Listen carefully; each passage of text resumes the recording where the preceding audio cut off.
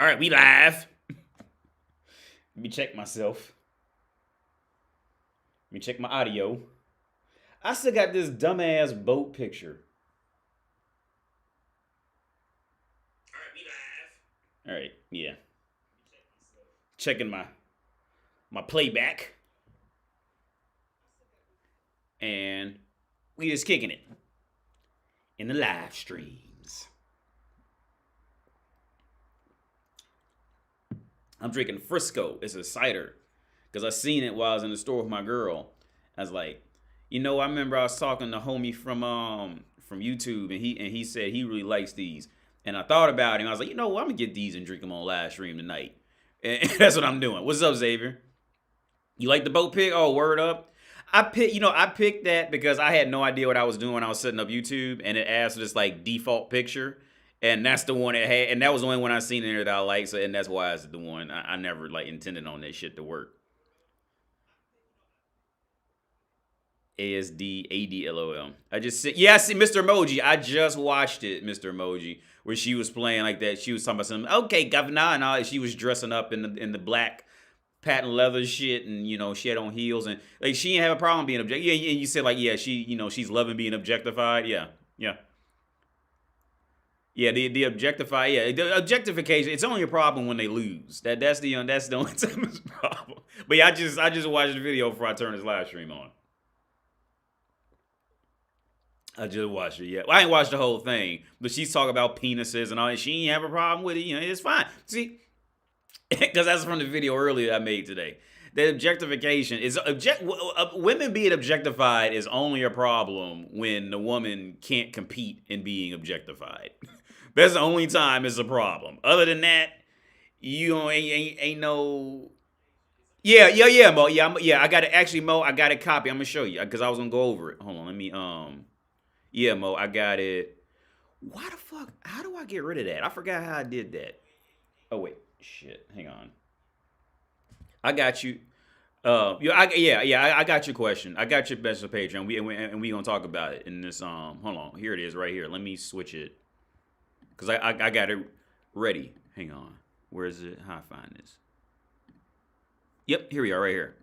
Bow. There we go. But I don't know how to take that side off the right. I figured it out one time. There we go. That's how you do it. Okay.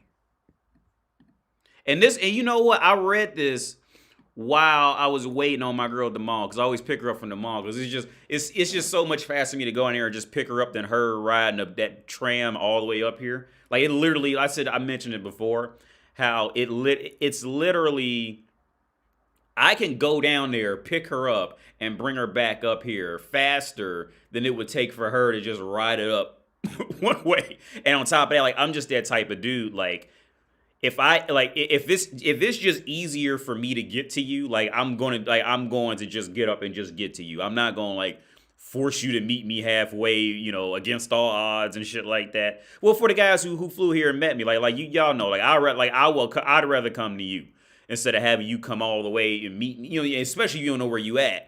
You coming out not knowing where you at, and I'd rather just come to you and make the whole thing easy. I'd rather just travel 25 minutes to come to you and make the whole thing easier. But no, yeah. I read this message while I was waiting on my girl in the mall. Yeah, and I did, and I did want to elaborate on this. Let me make sure. Yeah, you guys can see that. What up, man? Hope you're doing well. Yeah.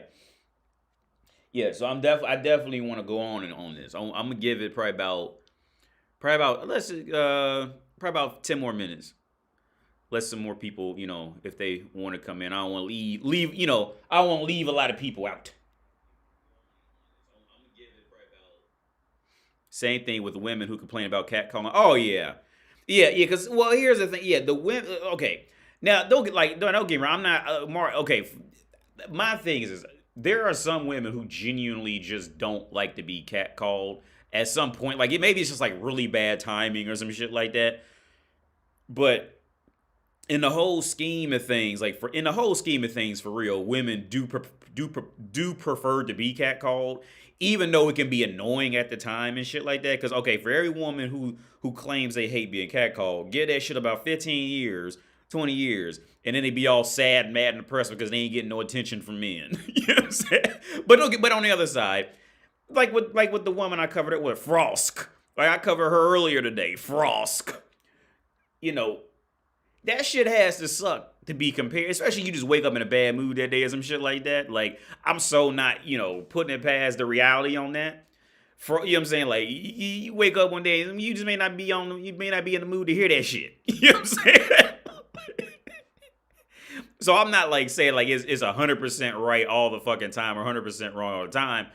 But in the whole scheme of this shit, the reality is like in the whole scheme of it, like, the reality is, it is what it is, man. Like, with the Frost situation, like, that's just envy. That's all it is. It's just, and it's not just Frost. It's other, it's all them bitches that be in that world of when they realize they got to compete.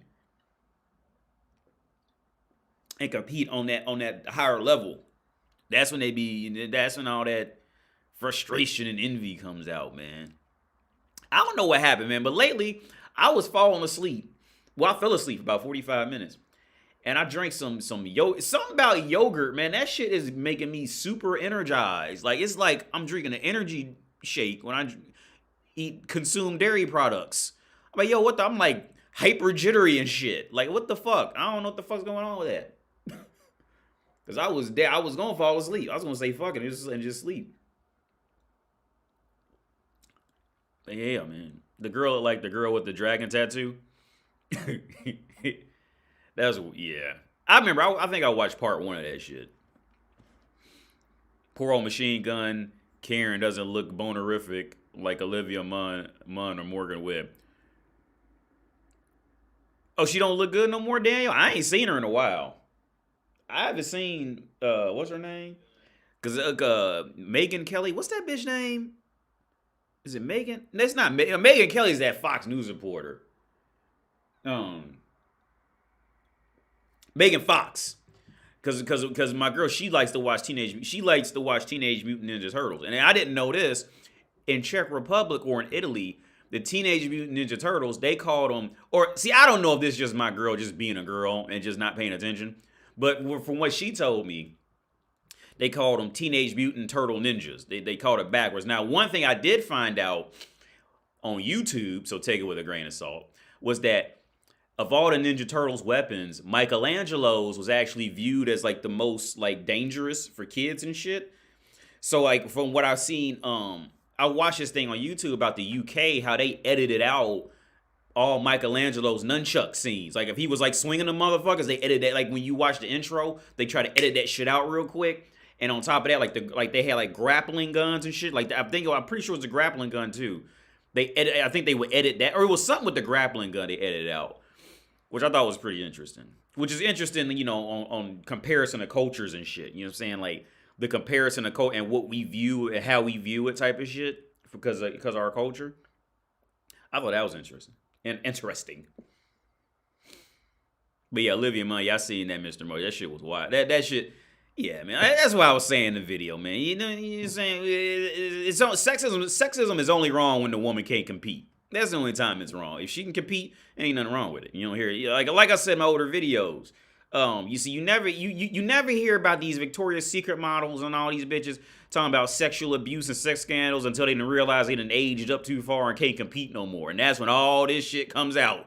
That's when all it comes out. And even if they really don't care, but they know, chump men and, other reject women will care. And it'll boost their ego back up a little bit to get that attention. But even then, they don't really, you know what I'm saying? Hey, you want to know what really was the icing on the cake for me today? Because I deleted pretty much, every social media thing. Because I just got sick of social media. And so I went somewhere. And the first thing that I seen was motherfuckers questioning what Hugh Hefner was sexually attracted to. Wait, man, that motherfucker has been dead for about 5 or 10 years now, and you are still, like, this is the highlight of some people's day is to wonder what Hugh Hefner was fucking. Like, for real, like, out of all the shit on earth, Hugh Hefner's dick is real important to this shit right now. You know what? We should divert all attention to Hugh Hefner. Who is Hugh Hefner fucking? Who the fuck cares? Dude, I don't care. I don't care. I don't care. He's dead now. And what you do? Dig him back up and throw him in prison for some shit? What? You know what I'm saying? Like, what? Why? Like, what? I'm done with social media. I can't do it. It's too much. It's too much. I'm done with. I can't do it. I can't do it anymore. Social media is just too much. Motherfuckers digging up who Hugh Hefner wanted to fuck for real. But then that's what I said in my older videos. That's why I said in my older videos. See, as a man, that's the only way you know you are like truly successful. Is if motherfuckers are worried about who and what you fucking. You know what I'm saying? Like that's when and they try to take you down. It's an unspoken rule in the world that if you can take down a man, you get an award for taking down a man. Like it's just a world. It's a worldwide thing. You know what I'm saying? Like if you can take down a man for anything, like if life was an Xbox, right? and motherfuckers could take down, they would get achievement taking down man, just like any. It don't matter, just man and just taking down man, and you get awarded a fucking achievement in your profile and shit. Like it's fucking ridiculous. But see, and see, this goes back to what I said too. See, like because see, men are valuable and women aren't. You see, when a woman gets taken down, ain't no achievement for that shit because bitches ain't worth shit. You say with them Amber Heard bitches, ain't even worth taking her down. I mean, it's worth calling her out for being a piece of shit, but because she is a piece of fucking shit. Don't get it twisted. I'm not trying to cover that trail. No, Amber Heard, if you ever see this, you are a piece of shit. All right, fucking period. But at the end of the day, there is no real glory. There's never been very much glory in taking out a woman because women ain't because bitches ain't worth shit. And and the whole reality of it. You know what I'm saying? What's this? That dude, what's up, Zuki? Hey, do you think you can get another video as well as what you have been lined up? It's called Don't Just Buy Me Flowers Because I Want Flowers. You sent me email of that. Yeah. I think you saw I already put on my BitChute or something. Don't just buy me flowers because I want flowers. That title means a lot right there. Actually, me and my girl, we were just talking about that same scenario coming home. Because one of her colleagues got on this rant about it, and with this guy they work with. And she was saying how you can't buy women everything they want just because they say they want it. Like, if you leave it to a woman, she gonna want everything. But, you know what I'm saying? You got to be, see, as man, you have to be the regulator. You can't just give her everything she wants. And the same thing goes the other way. Like, ultimately, the man's job is to be the regulator, right? Like, the man, and see, women get that benefit of being able to just let go of all logic and just dive completely into their emotions because they're a woman. You see, they get that benefit. Whereas man, see, you don't have that because you fuck around diving into your emotions and misstep wrong and you gonna get hit in the face with a baseball bat. You know what I'm saying? Bitches, they always got some way because somebody always desperate to please a bitch and bitches know it. And when shit gets tough, they'll employ that shit. You see what I'm saying? So, see, women get that choice. Women get that option of just letting go and falling into something and falling into romance or desire. They see, as a man, you always gotta keep some shit, keep logic in the back of your head pumping. Where women get that. We see, like I said in the video I made today, I think I put that part of it on Patreon. But like, see, as men, see, when it comes to grown men and grown women, see. Men are the only ones who are actually held accountable for their actions 24 hours a day, 7 days a week, 390 days out the year. All right, 390 days out of 365, 400 out of 365 days, you are held accountable for your actions. All right, women aren't. Women are held accountable for their actions as long as it works and they benefit. And after that, they can just play. Oh, I was just innocent woman coerced into something, and it was the big evil man because sex, and immediately. Woman gets off. That's it. That's all you had to say. You know what I'm saying? That's it. I'm really surprised at this. Well, I think Amber Heard even tried that shit. I think Amber Heard even tried to say Johnny was doing something sexually or sexually abusing. Because that's just what they all gonna do that. Because they know they gonna get away with that. And for the guy who commented about what do I mean by God bless America, if you watching, when I say God bless America, hopefully you watching. When I say, because I meant to reply to you, but like it'll send me the alert, but then if I click the alert, I can't find where you left it at in the actual app, so I can never find it. But when I say God bless America, right? When I say God bless America, I mean this. So back when because I'm gonna be 36 this year, right? Back when I was growing up, not like it was like in the fucking 1800s or some shit like that, but back when I was younger, especially after that 9/11 shit happened, motherfuckers was like high strung on God bless America, because 9/11 had just happened, and like let's say if there was like what's that shit, the Star Spangled Banner, you had to stand up for that shit and all that. Like if a motherfucker like stood up 0.3 seconds late, there was some, and there's gonna be some racist shit. There was some fucking white boy, sitting there that would get mad at you for, dude, stand up and pledge allegiance to your country. It was always that motherfucker. Always, dude. Like, always. Always. And now I look back on it, because and now I'm diving like into racial shit, but like that's because where I grew up, man, I didn't grow up in the hood. I grew up in a nice area, but where I went to high school at, it was like the exact mix of you'd have some richer people, some people in the middle, and then like the complete like lesser people who moving out there was a come up for their family type of shit, right? So it was just like we were just all, I mean, it was white trash, black trash, middle class, higher middle class, kids driving like legit new nice Mercedes to school. Now there wasn't no Lamborghinis and no shit like that anywhere near us. There wasn't no Porsches being driven to school near us. But you would get some Mercedes, you get some nice Mercedes and BMWs driven to school by kids, right? The 16-year-old drove his parents, Mercedes to school, and it was like a new nice one. That was the first time I'd ever seen the key that didn't have that key, the metal part. It was just all plastic, right? Because I see it was a kid. His name was De'Eric or something like that. And of course, he had the most prettiest girl in the school, because that's what bitches do. His name De'Eric or some shit like that. I still memory. But there was always so back with the God Bless America thing, right? Where I grew up, there was always like, and when I say white trash, I'm not only specifying that like the only trash can be white trash. But because there was black trash too, and there was Spanish trash, and there was Asian trash. Don't get that. I'm not only singling out white motherfuckers, right? It was black trash, Asian. It was all types of trash, right? But there was always, okay. Now here's the thing, though. Because the white trash at the time, they felt. See, now looking back, that made that was the start of like this Donald Trump shit happen. I didn't even think about that. See, because back then, the white trash had felt like they had already been forgotten by they people and forgotten by society, so they was thrown into poverty. So they didn't give a fuck about the Star Spangled Banner, right? but it was.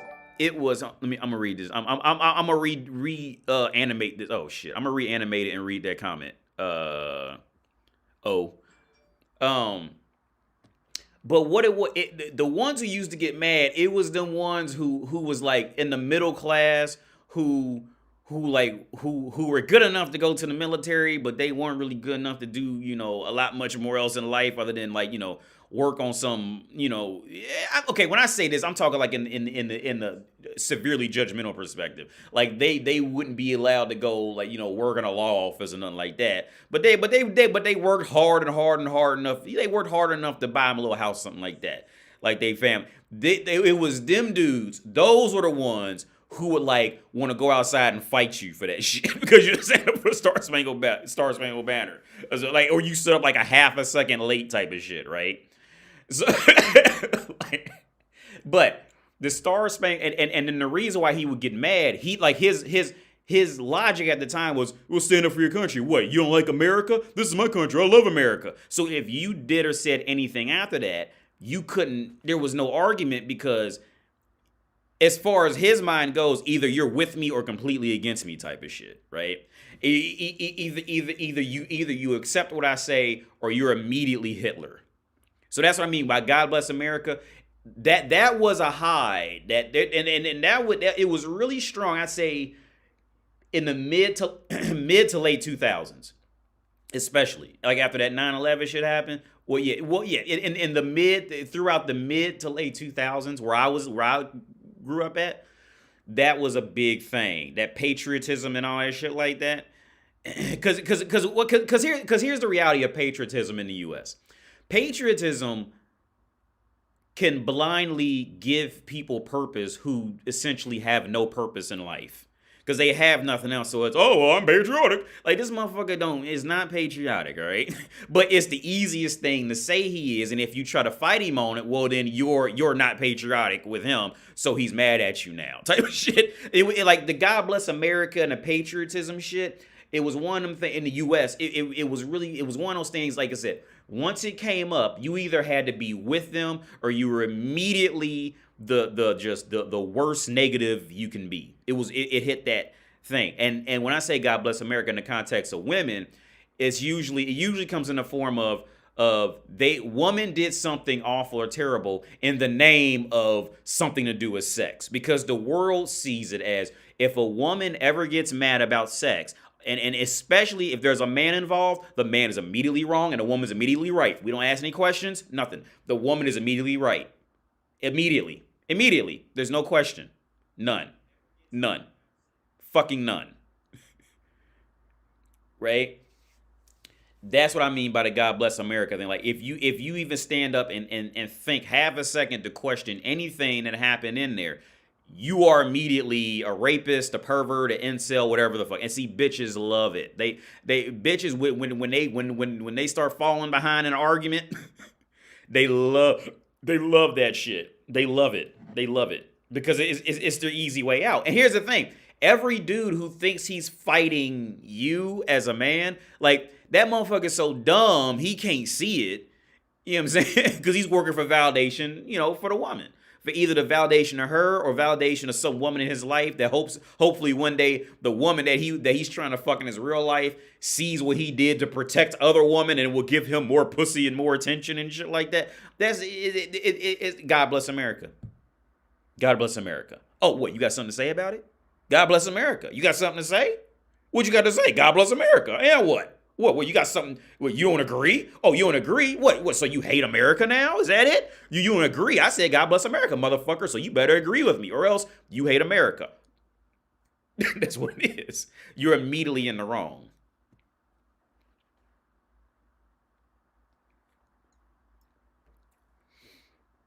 PTSD from the last election. I'm patriotic to what America is supposed to be, not what it is now. About freedom and liberty, not this cesspool we have in the word.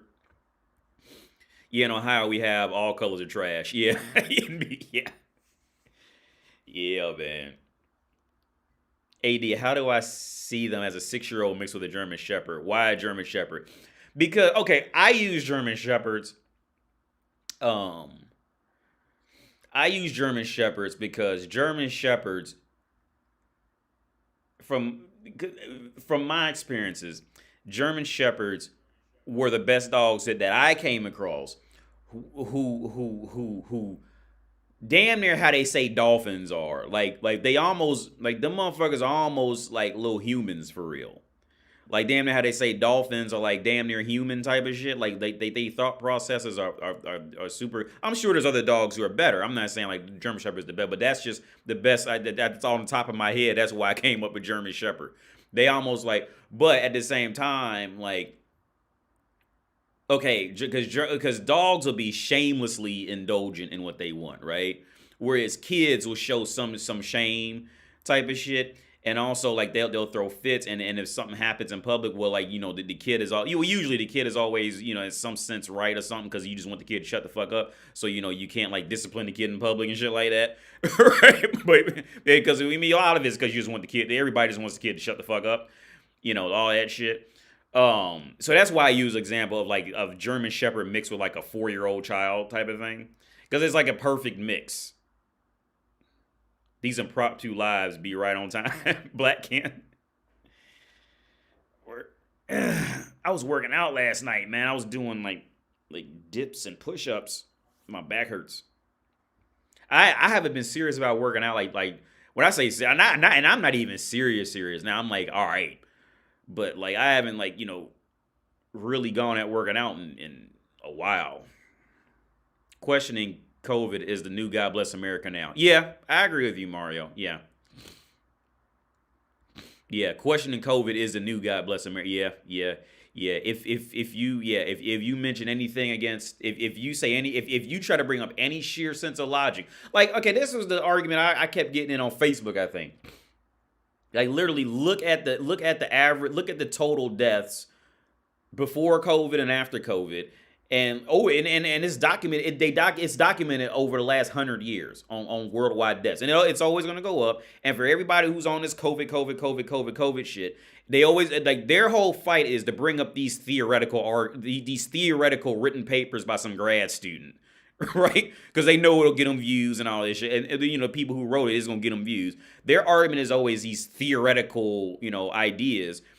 And my argument was always, okay, I get theoretical ideas, but okay, the reality is look at the numbers before COVID and after COVID. And that's the core argument right there. After that, you can't argue no other shit. No, you can't bring up some fucking random hypothetical argument from Bobby Shashir or these motherfuckers on fucking ohio.edu about this shit. All right. Go look up the actual core my argument with that shit is always go look up the actual core numbers on worldwide deaths per year during COVID and before COVID. And it's literally virtually indistinguishable because it's always going to go up a little bit. If anything, if you go back and look at the total worldwide deaths, the spike between 1980 to 2000 was far more cause for concern than anything else. But then, again, and then I even got looking deeper, worldwide, there's more 5-year-olds die worldwide every year than how many have died in total. I think in total from COVID over the last 2.5 years now. More children from 0 to 5 years old die.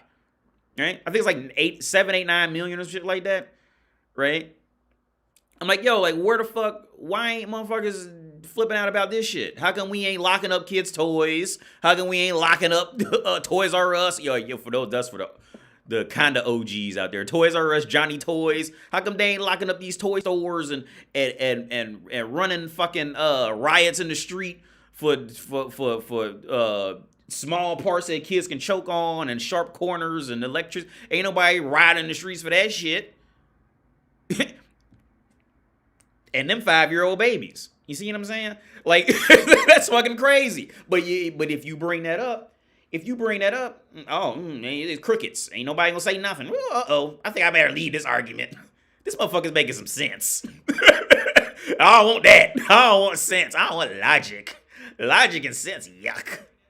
I want to believe what I want to believe.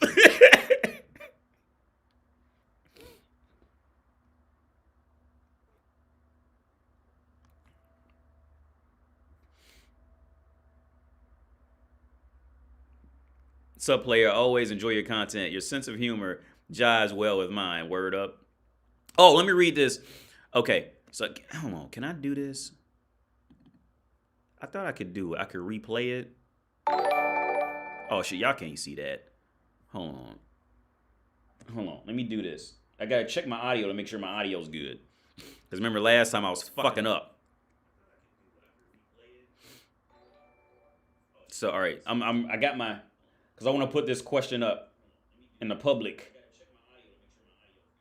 So I switched it. I'm still waiting on my audio. Is it good? Hello. Sounds good. Okay. Yeah, so it's good. All right, so here we are. Why do women in their 40s want to have hard dominated sex, even if you as a man have been making her feel like bad? Because I wanted 47-year-old women, 19-year-old daughter. Do you think I still have a chance with a 47-year-old mother, even if I was in love with her daughter? Okay, my thing is this.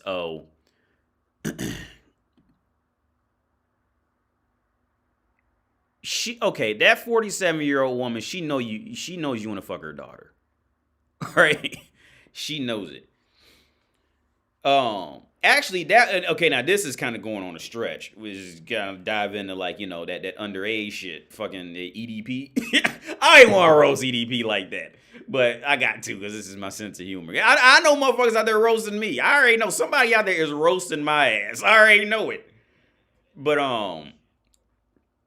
But she that old ass woman, she already know you want to fuck her daughter. And here's the thing.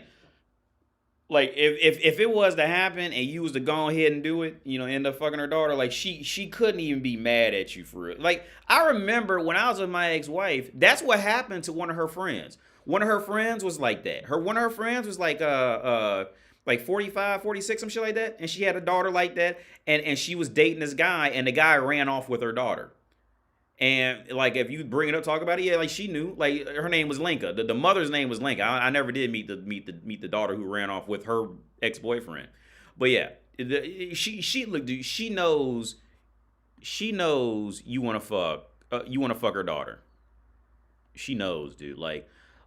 So I think where I was gonna go to that EDP shit, that movie Lolita with Jeremy Irons, and I can't remember that one bitch who, like, never thought she was attractive at all, but because she was like 19 and she played like a 14, 13-year-old girl or some shit like that. The movie Lolita with Jeremy Irons, which I thought was a good movie, just for the fact, just to follow his shit. Motherfuckers hated it because and I kind of understand why they hated it. I understand why they hated it because I could see some people's perspective, like they tried to make a pedophile, likable, and because the story was when Jeremy Irons, I'm gonna just spoil the story. Well, not the whole thing, but just the beginning. When Jeremy Irons was younger, he fell in love with this 13-year-old girl, and the girl that he fell in love with when he was like 13, 14, she was 13, 14, and she died. And so he let me check my audio. Yeah. So he fell in love. So the girl died. He was fucked up, and then as a grown man, he was traveling the world. I think like writing a book or something. His name was Humbert. I remember that. And he went to go stay. This is before the days of Airbnb. This motherfucker was just like traveling from house to house type of shit. And you know what I'm saying. And he found a house he was thinking about staying at for for a month or two maybe. And the older woman was looking for. She was a single mother. She was looking for a man. And she was dressing up and dolling up for him, and he really wasn't feeling her like that. But he seen her daughter and fell in love with her daughter. So he stayed out there pretending to be in love with the mom just so he can get with the daughter. But then the mom like legit ended up dying in a car accident. So he like adopted the daughter, but was like fucking her at the same time. It was like, it sounds rough, but you gotta watch the movie. But motherfuckers hated it because they said like it was making a pedophile likable and shit like that. But I mean, it was an interesting movie. It was interesting. I give it. It was definitely interesting. I say it's worth a watch. It was a remake because I think there was an older version of it too. Because I remember looking for it and I found the older version first. But the older version, they really couldn't show anything or talk about much back then. But yeah. Oh, okay, yeah. So let's get back to this article. Okay, so I'm 33 minutes in. So this question it says, "What up, man? Hope you're doing well. I'm back with a question. You stated that there is complete monetization of pussy. As a country that has to remain in power, controlling the pussy market is important. However, do you think this will backfire? If you look at it now, a lot of American men are spending a lot of money to get some, thus driving the economy. As time progresses, the percent of dudes that receive no attention from the opposite sex increases. What will happen to society as a whole when a large amount of men are frustrated and disrespected? Let's look at Twitch.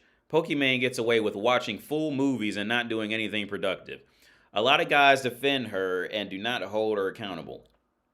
Some of the dudes get pleasure from paying money to her, and they are in hopes they will get some affection. This is how bad it is. Men will let women do anything in hopes of getting attention. Overall, what will happen to American society in the future?"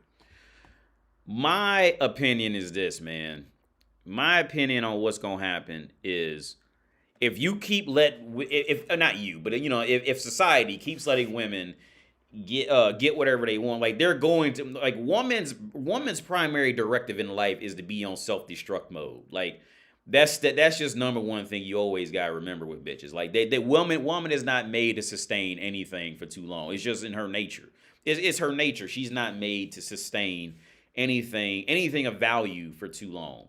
She her purpose is literally, like, she's not happy until she destroys shit. Like, she's just not happy, and she has to do it. So when I was saying in the mall, I'm thinking about this when I read that. One scenario that I see happening, and that I'm just kind of like blindly following because I just strongly feel like this is going to happen over time, though. What I think is going to happen is, if society keeps giving shit to women, and society will just blindly give it to bitches because there's always money in bitches, sooner or later, women are going to talk themselves into it. They're going to talk themselves into believing that they need to be so sexually liberated. Okay, here's the thing: if you want to make prostitution legal in America, tell them that their body's being controlled by the government. That's why prostitution is illegal. And then they'll go, oh, you don't control my body. You don't control my body. You don't control my body. Because it's all she fucking has all over the world. So women, they'll eventually fight them. They'll eventually talk themselves into becoming like legit prostitutes, right, in the U.S.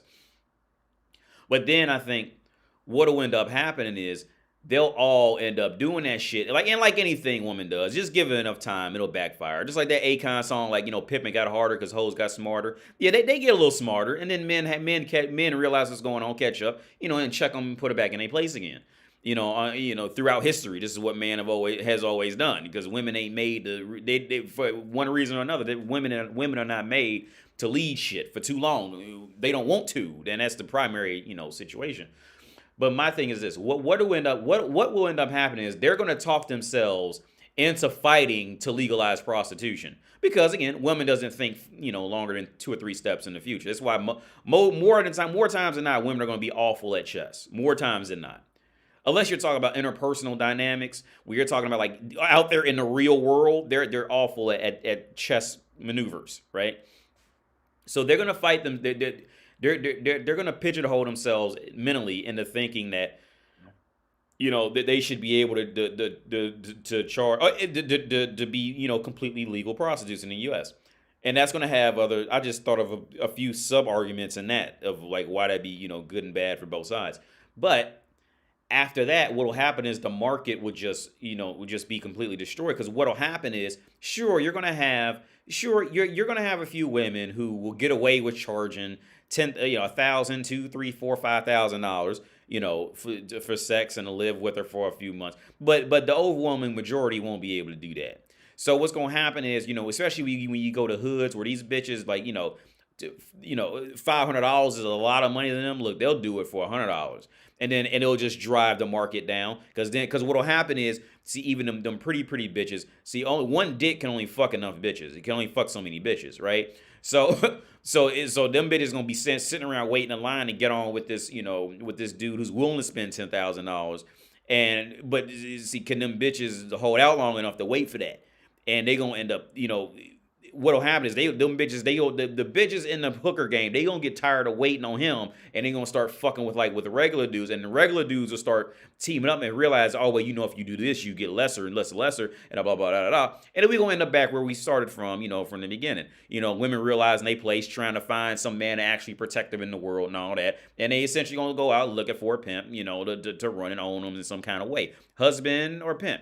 Whatever. She's going to go back into that shit. That's my opinion on what's going to happen. Now, is it going to happen overnight? No, it's going to take a while. I'd say, as far as the U.S. goes, and honestly, I think the U.S. would fight legalizing prostitution simply for the reason of the U.S. is thriving off prostitution, off indirect prostitution. There's much more money to be made when that woman thinks that she's actually valuable because she's pretty. You see what I'm saying? And that motherfuckers want to like there's value in that shit of having her think that and then gassing her up to where she's thinking she can run something just because, you know, she's a little cute. There's money in that shit on both ends because now she can get money out the men, and then, you know, bitches are stupid. They gonna spend money on whatever the fuck, you know. All the money's gonna be gone in 5 minutes after they get it. So like the U.S. is thriving off of that. It's a win-win. You know what I'm saying? Yeah, you know what I'm saying. But it's a win. It's a total win. But if once you make prostitution legal, and now motherfuckers ain't gotta buy, you know, now motherfuckers they don't have to buy, you know, expensive cars, expensive watches, all this shit. You know what I'm saying? And now they just go get pussy real quick and then be out. Where there's a whole lot of men, they'll come to that conclusion like, yo, I don't even have a reason even, why should I even deal with this bitch too long? Because now you mean I could just go out and get pussy and leave? I don't have to, you know, I don't have to sit up with you. What's up, Mr. Smith? I don't have, you know, guys are gonna wake up and be like, wait a minute, like you mean, see, cause see here, and I was in the same boat. I thought that as a man we had to listen to these bitches and all this shit, like we had to put up with ridiculous shit, cause that's just what you do. That's what movies and media tell you to do. You know, see, I thought we had to do that. You know what I'm saying? I thought we had to do that, and then when I found out, oh, you don't have to do that. You don't have to do it. Of course, once you get over, and also when you get over that social, you know, because of course women are going to hate anything that doesn't make them look good. Perfect example, Frost. They gonna hate any other woman, any other thing, anything. If it don't make Frost look good, she's not gonna like it. All right. So, and prostitution is one of anything that's gonna take attention from Frost, positive attention from Frost. She's gonna hate it. And it has nothing to do with, oh, just because it's a prostitute or just because it's, you know, whoever the fuck it is. It's the whole reason women are mad because it'll take attention away from them. That's it. Video games, working, hookers, whatever, side chick, whatever the fuck it is. Woman's whole currency, and that's the other part where I think America's headed. Woman's currency is attention.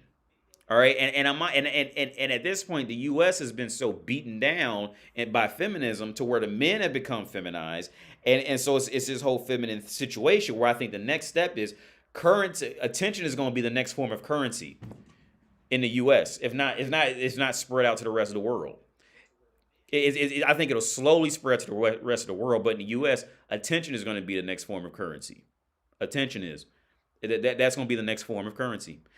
Once they figure out the kinks in the internet, and once they can, you know, like rig up shit to where like motherfuckers can't just make fake accounts and like shit when they see it to get more likes or subscribers or views or whatever the fuck to get, you know, to cheat the system. Once they figure out the kinks in that shit, we'll try. I really think that's coming. Attention's gonna be the next form of currency.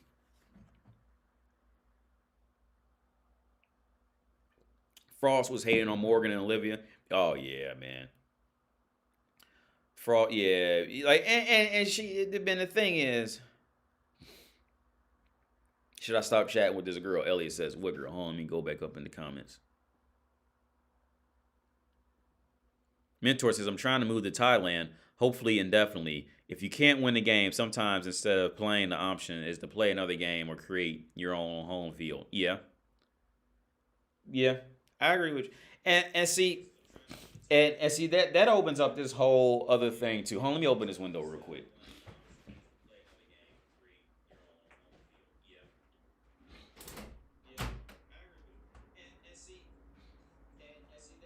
All right, it's probably an echo in the back because I left this audio on my playback audio. So yeah, here's the thing. See, so when and if you was to tell an American woman something like that, like you was going to Thailand or something like that. Like motherfuckers might try to roast you because they say, oh, you gonna go to like a poor country and get a woman or some shit like that, right? But the reality of it is, see, all women are doing that, man. All women are doing that. All women are looking for that next higher up, better man. All right, all of them doing that. The women do not want a guy who's lesser or equal to them. They always want a man who's better than them. And that's what I talked about, I think in a couple live streams ago. And the reason why is because there is no character in woman. Woman doesn't have character. She has it a little bit, but she hopes she can latch onto a man to try to seep his character out on into her, and she'll turn into that man. But yeah, mentor, you do whatever the fuck you do it, man. I say go for it. Mario says, like I said, I do see the sides turning. Guys are waking up to women's bullshit, at least in my generation and probably younger. Yeah, I'm really impressed by it, man, because I ain't think it ever happened. Because see, here's the thing when it comes to that shit, man. Here's the thing with that, man.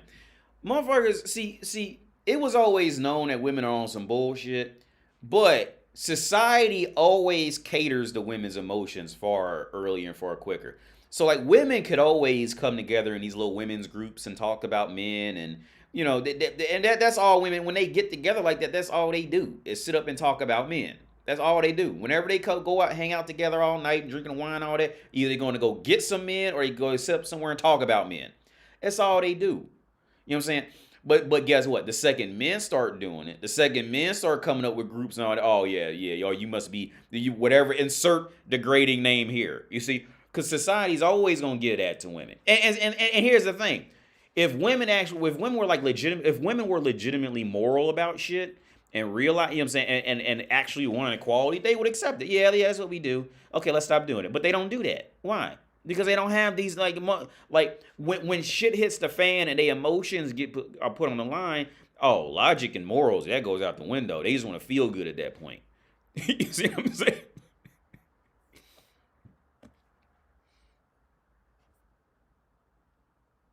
So let's watch this video because this was sent to me by a watcher. So we're gonna watch this. It's my birthday. Today's your birthday? Yes. Happy birthday! Thank you.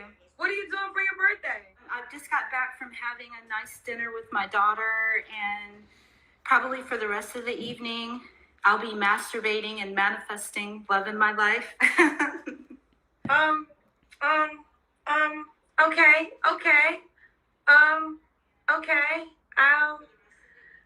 Okay. So you're gonna masturbate and manifest at the same time. That's what I do, Kendra. I'm a sex goddess. I manifest with my sexual energy. That's my work. So I guess this is the vision board every man desires. Oh. This is the vision board every man desires.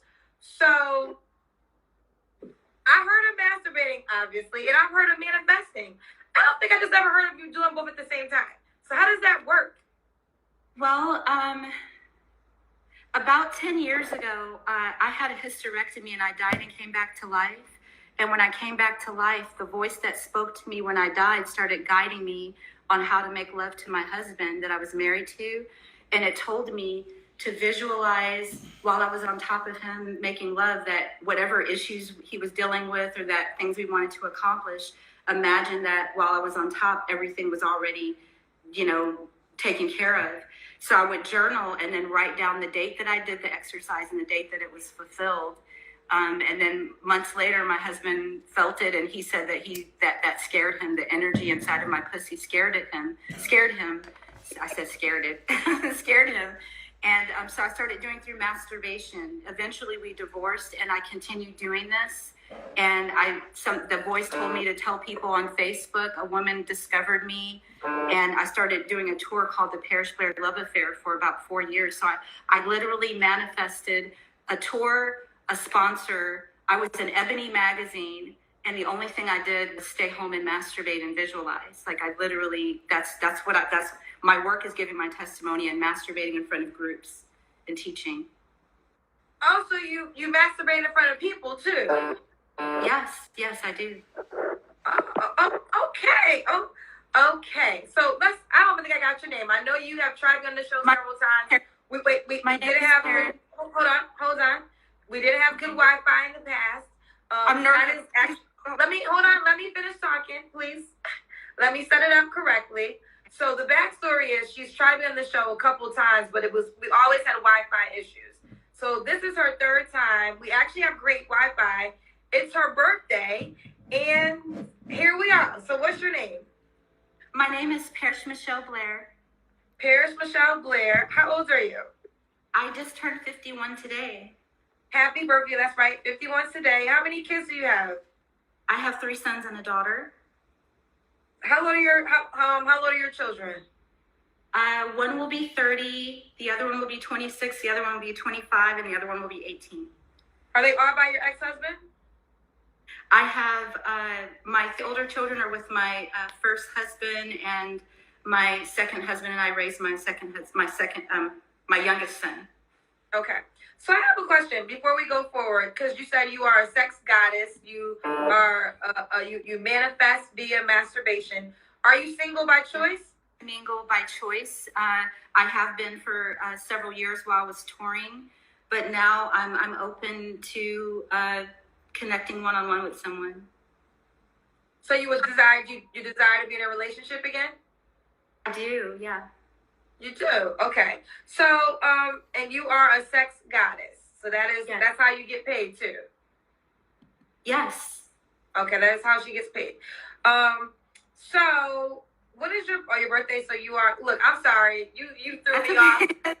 So you gotta pop, everybody bear with me. I'm trying to get it back together. When a woman tells you that she masturbates and as soon as she leaves us, she's gonna start masturbating, it throws you for disarray for a second, but I'm trying to get back together. All right. So Paris, who is are we Capricorn? You're a Capricorn, correct? Yes. She's a Capricorn, 51, 3 sons, 1 daughter. A sex goddess is her profession. What type of man do you desire? Oh, okay. I love men who love real women. You know, like they really desire real women. I love men who love their self. I love chocolate men. I love men in general, but I do love chocolate men. I want him to be already living. I have a really so I want a man who has that same kind of life to pour into me. Okay, so pour into you. Do you have any? What's your deal breakers?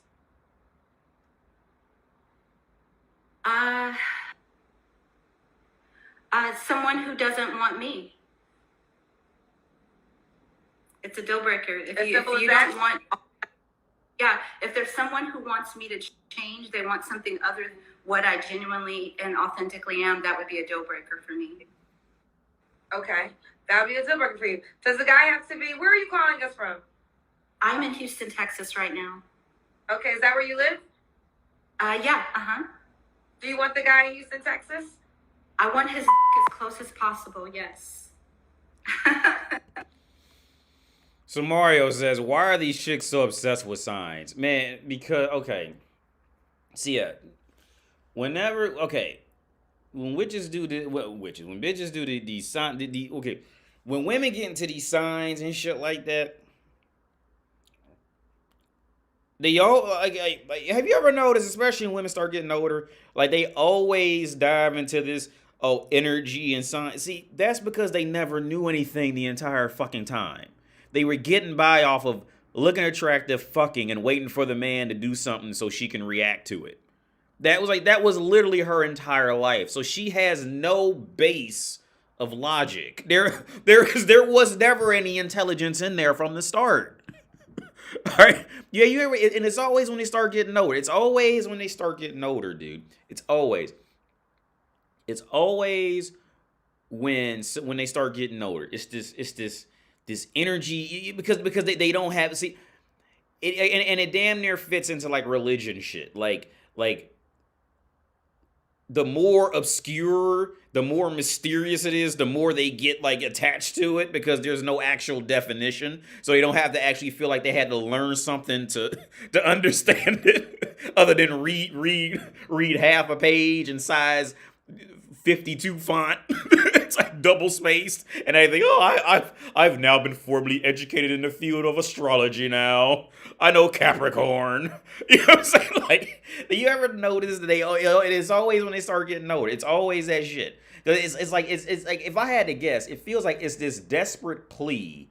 Well, I feel like it's a desperate plea to to want to seem intelligent on their own. And every time it never fails when they start to get older. Well, now I do know some girls who are older and they don't do this when we talk. But it had more times than not, it's the same shit. As long as it's mysterious and obscure and has no certain definition on ground, they'll flock to it because she knows nothing. You see what I'm saying? She knows nothing, and like attracts like. She knows nothing, and she attaches on to nothing. That way, she can feel valuable.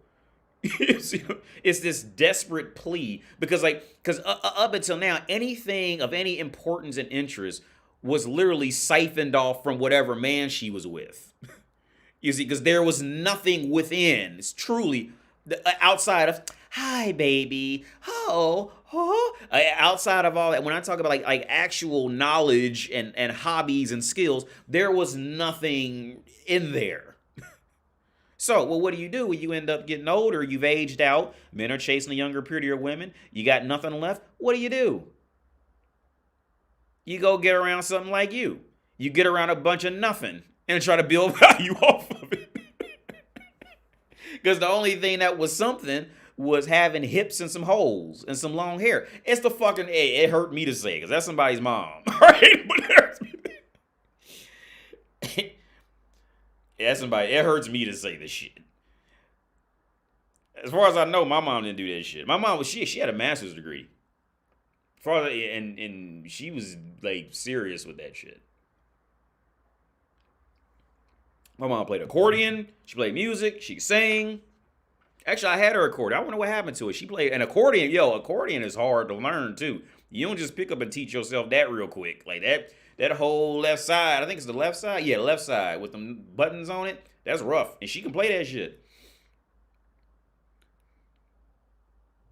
But she actually was, formally educated, did shit with her life, all that. This is rough. This is RUFF. Rough. This is sex. Oh, yeah, I know what I was going to say.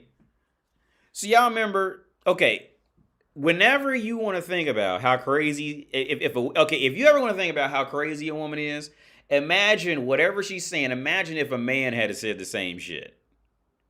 Imagine if a man had went on and said the same. If a man was like, yeah, I'm a sex goddess. I remember after I divorced my wife, I just jacked off in a room and manifested.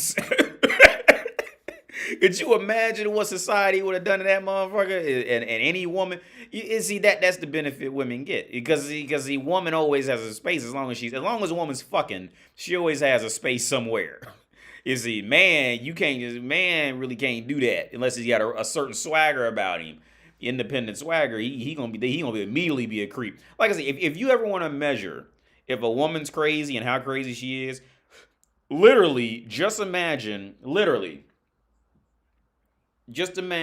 if everything she said, a man had said that same shit. It's called being a Twitch streamer. I just jack off and manifest. Yeah. Elliot. That's called being a Twitch streamer, yeah. I agree. Well, yeah. Maurier say, yeah, he'd be a creep. Yeah, if you imagine a man saying the same shit, oh, what would society do to him? Got on YouTube talking about something. After I divorced my wife, after me and my wife split up, I like to sit up. I sit up alone and just jack off and manifest. Yo, motherfuckers will roast him out the building. Motherfuckers, you fucking creep. I'm glad. Well, good for her. She left a sex maniac. Then they would have roasted his ass out the fucking door, dude. Yeah, that shit would have went viral. They'd have let his ass have it. But that's the benefit women have. That's the benefit. That's the benefit. As women.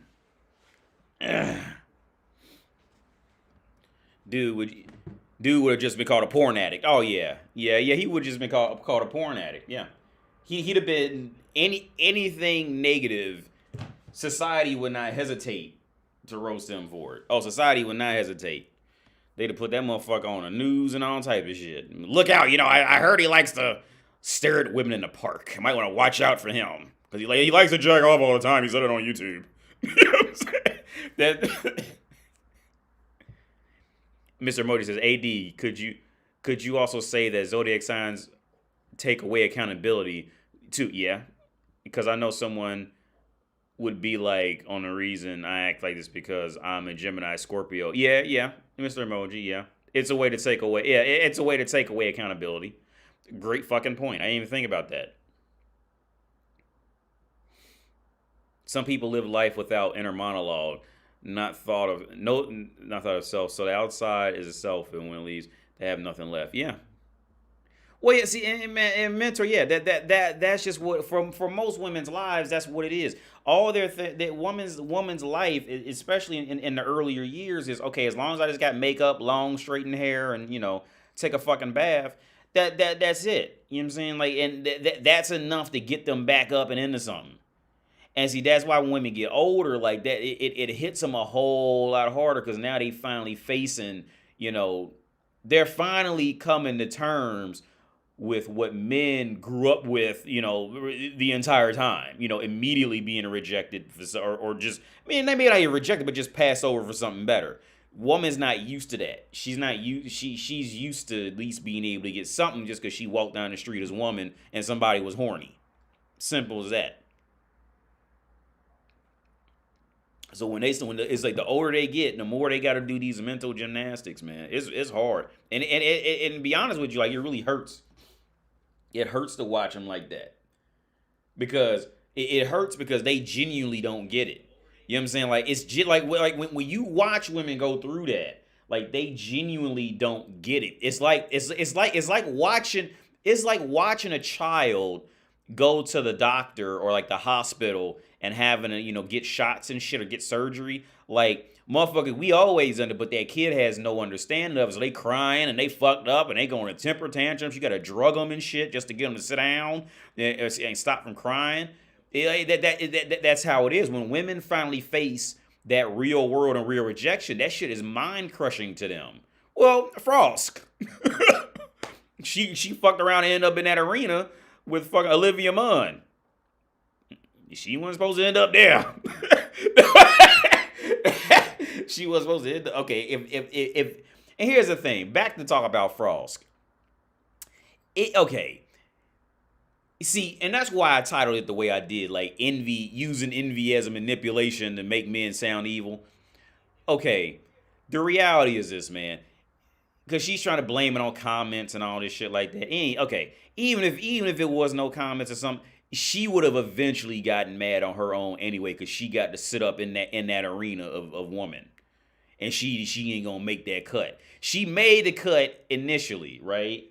She made that cut to get in the room initially because, yeah, she was woman and she got kind of a weird look to her and all that shit like that, and she's probably cool and chill and all that, and she made that cut, but she didn't make that cut to make it to that higher. Okay, like when I said, and I think in the Patreon video, because there was another girl, her name was Alana Pierce, and I like Alana Pierce, I really do. But I always thought she was cute. I always thought she was kind of cute. She's Australian, and I remember Alana Pierce. Alana Pierce is one of them Frost girls back when she first started. Like she would always she would rarely show up. When she did, she would always wear this hoodie, and she never really took care of herself at all. And she would talk about video games. And I always thought she was cute. But the thing was, when Alana Pierce fucked around and dolled up a little bit, she can kind of keep up with them, Morgan Webbs and Olivia Munn bitches. Like, she really ain't, I'm being brutally fucking honest right now. She still look a little weird, but she I remember, like I said, I remember when she fucked around and figured out she was cute. And she went off and got a spray tan and shit and started wearing skin tight jeans and getting her hair done. And she ain't never do that before on her shit. And she figured out she was cute. You know what I'm saying? She could fuck around and keep up with them a little. But see, now they Instagram. If Alana Pierce had came out 15 years ago, she would have fucked around and ended up in there with Olivia Munn. And see, Olivia, and let's be real about it, Olivia Munn caught that shit at the right time. Because if Olivia Munn went out there in the world, now look, there's so many Instagram whores and Twitch bitches. Look, Olivia Munn wouldn't have made that cut. All right, she got lucky. It was good timing for her. Let's just be real about it. I mean, hey, it worked out. I'm happy for her. Get movies with your asshole hanging out. Go play Psylocke again. Let me see your tits bulging out. She seems to be okay with it again because she's winning at sexism, so it's fine. But yeah, Frost, she ain't gonna make that cut. She gonna need to get surgery. Well, who knows? She might have a nice body under there. You never know. Let me catch up on the comments. I'm 40. Throw it back, girl. Frost remind me of Machine Gun Kelly. Machine Gun Karen, aka Frosty, is just bitter she can't objectify men like her predecessors. Well, yeah, Mr. Smith, and I don't remember if I touched on that in the Patreon part, man, but see, see them women before who would do the video game thing. So that was, see, them women, Morgan Webb, back then, she was the equivalent of Pokimane now. But the difference was, there was no internet where you can just send donations into her while she talking and all that shit. You couldn't do that back then. But Morgan Webb was the Pokimane of the time, right? Because back then, it wasn't cool to like video games. It wasn't cool to like superheroes and comics. It wasn't cool back then. Motherfuckers, it used to be cool. 15, 20 years ago. It wasn't the thing. Motherfuckers wasn't talking about that. So when, okay, just like, what's that bitch name who got the Tourette syndrome? And just coincidentally, she always says sexually charged shit. And for those of you who know about Tourette syndrome, you know how rare it is to actually verbalize words. And on top of that, to be a cute girl verbalizing sex shit. So again, like I said in that video, I'm not going to say she's faking it, but I think it's a high probability that she's exaggerating her shit to get views. I can't remember that bitch name. I want to call her a lineup here. I can't think of her name. Anita Sweet or Anita Apple or some shit like that. Anita Sweet, Anita Apple, some shit like that. She went on. She said that's the whole reason why she would go over there and hang out with the card playing dudes, because she knew that in her league of women, she said it in different words, but she knew in her league of women she wouldn't be able to compete over there, so she went to the lesser guys and became a goddess. That's what the video game world was for women back then. You see, they would go into, man, some girls naturally did like video games. I'm not saying all girls didn't, but on the overall scheme of things, if a woman was just skinny and took a bath and said she liked Mario, she would immediately become a goddess. Immediately, dude. And Morgan Webb back then was she was the Pokimane of the late 90s, early 2000s, or like I say early 2000s. She was the Pokimane at that time. Sweet Anita, yeah, that's it. Yeah, she's a cute little girl, but she got Tourette syndrome. And again, for those of y'all who ever had family members, I remember I dated a girl who had Tourette syndrome, and then I also worked alone. When I worked in tutorial, there was a girl who sat on the other side of me in the writing lab where we were tutoring English. Software update. Oh man, I catch you on the flippy flip, Apple. Let me make sure my stream's still up. I got a software update warning. But yeah, there was a girl who said, and she had Tourette syndrome. I had a couple family members. I just can't think of it right now. But for those of you who've ever dealt with, and I dated a girl when I years before that. It was a black girl who had Tourette syndrome. And so y'all know how, and if you ever talk, like they'll tell you about the condition and all that. That shit is rare, dude, where they actually verbalize like full sentences of words like, I want to fuck your mom up the ass. Like that is fucking Eric Cartman shit, dude. What Sweet Anita is doing?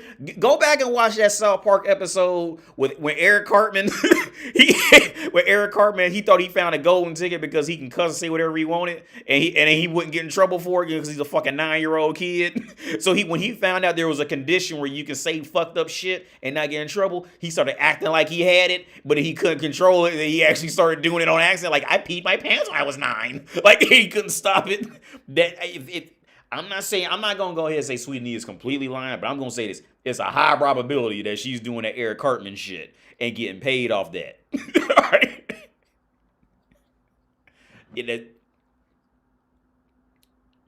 Hope you don't delete. I don't delete video. If a video doesn't get deleted, if it gets deleted, either I put it on Patreon or YouTube took it down. I didn't delete it. Yeah, that girl would say the N-word on Twitch and blame it on her Tourette's. And why hasn't she? Here's an interesting topic, Simon Lewis. Why hasn't she said the N-word? Why has she not said anything? Like, if she's saying all these fucking people's moms and all this and all that and all this, why hasn't she said? That's a real big coinky dink. This bitch is formulating fuck your mom up her cunt and all this. She's formulating all this shit that's hyper offensive, but she has still yet to say some racial shit. Or has she? Maybe she has. Maybe she has and she just don't edit it. Maybe she don't post it. I give her that benefit. Maybe she said it and just didn't post it. Does she ever do live streams? I don't know. Because I don't know much about the bitch, right? But I mean, but really think about that. Like, why hasn't she said some off the wall wild shit? That's a real big coinky dink. You know what I'm saying? That's a big. Hey, y'all want to know another coinky dink? I'm gonna go on this, right? Now, there's a conspiracy theory. And I told my dad this, right? It's a conspiracy theory. Now, first I'm going to start off with this. The conspiracy theory, Felicia Day. I don't know Felicia. That sounds familiar. I'm going to look that up in a minute. My conspiracy theory is this. When you leave, okay, so for those of you in the U.S., oh, she has said the N-word on Twitch. Okay, she said it. Okay. Yeah, I didn't know. So here, okay, my conspiracy theory is this. When you leave the U.S. specifically, I'm just going to focus on the U.S., right? You'll hear rap music, and like popular or unpopular rap music, right? Popular and unpopular. And they'll be cussing all types of shit. And they don't edit it out because, it's not their language. So they don't care about it. Like, like we would. They'll say, fuck, twerk that ass, bitch, twerk that ass, slut, cunt, whore, suck my fucking cock. And they play it on the radio all the time, right? Don't edit it out at all, right? Everything. They don't edit out. Rap music does not get edited when I listen to it on the radio here at all. And they play like mainstream and shit. I've heard Dipset over here. Fucking Cameron and Joel Santana already. They'll edit shit out, right? Dipset, they really don't say a lot of wild shit. But where I'm going with this is, donation. What's this say? I'm gonna hit that up in a minute. But the weird part that I found, and this is a conspiracy theory that, like, in the U.S. it's this conspiracy theory that Jews run like the media and all this shit, like they run everything, all the media, music, and all that.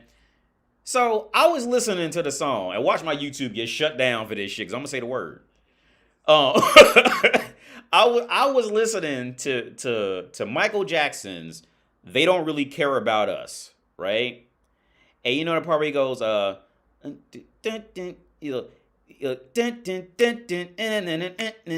want to say is that they don't really care about us. But y'all know the line where he goes,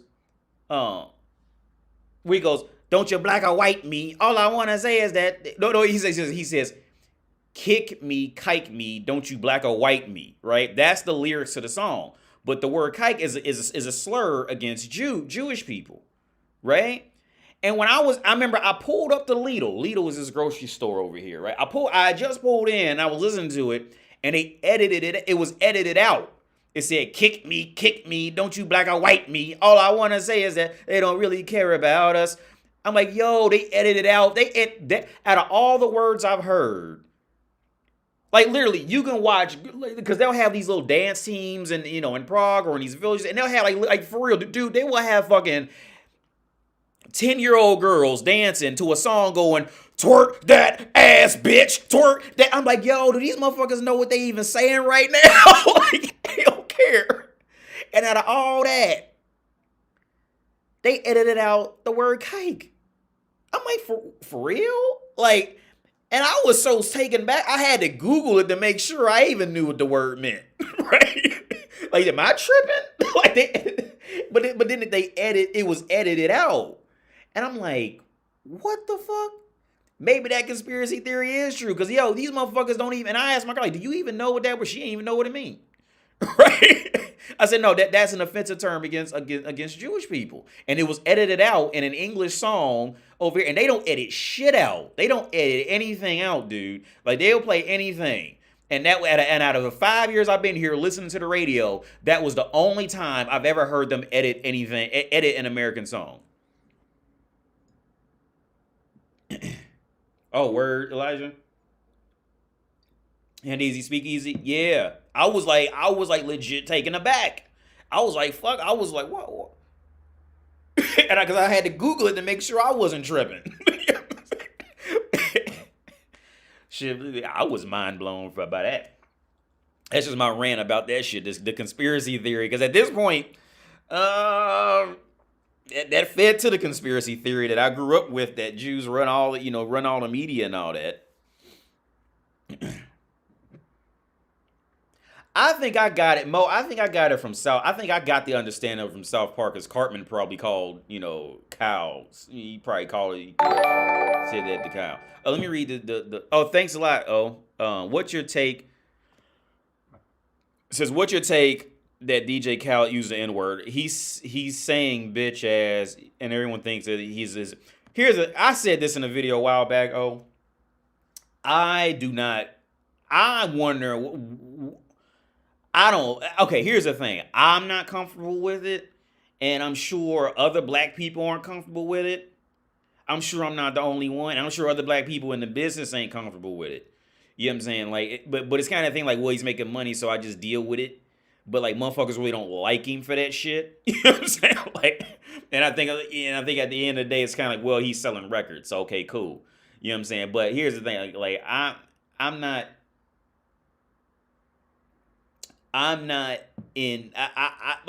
I don't like DJ Khaled mostly because of that. Because I just always go ooh every time I hear him say something. This even got alcohol in it. This don't even got alcohol. Oh, yes, it does. I'm drinking one of these Friscoes. I got a taste for this. Lesni Ovoce. I know fruit. Ovoce is fruit, but I don't know what Lesni means. Yeah, but DJ Khaled saying and it just like, I don't know who gave him the clearance for that shit. I don't know who the fuck gave him the it makes me uncomfortable to hear him say it. All right, it makes me uncomfortable. But I think it's one of them things where also he's just in that rap world where he doesn't sound white enough to where he can get away with it initially, until you find out who and what he is type of thing. Then you're like, oh, okay, yeah. But I think I seen him in music videos before, and he would say it, but of course they edit it out. In America they edit that out in the music video. Well, at least when I was younger, maybe not so much now, but when I was younger, they would edit it out, and like that should never. No.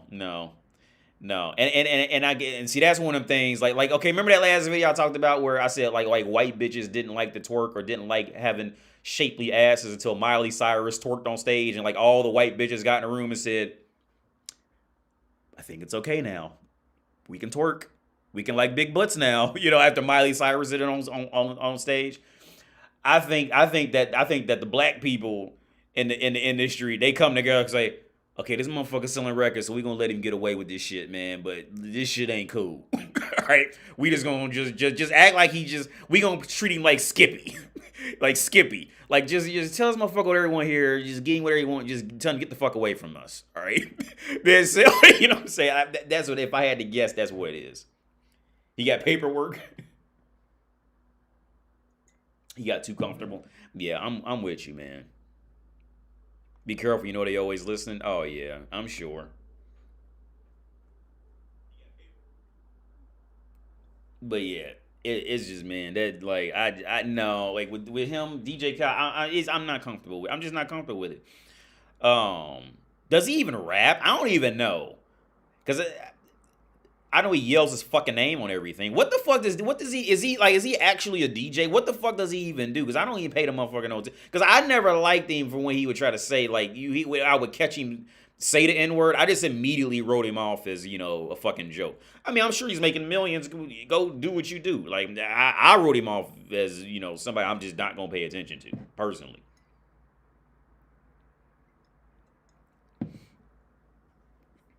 My girl, she said that we was walking the mall and she said that she thinks she saw his wife.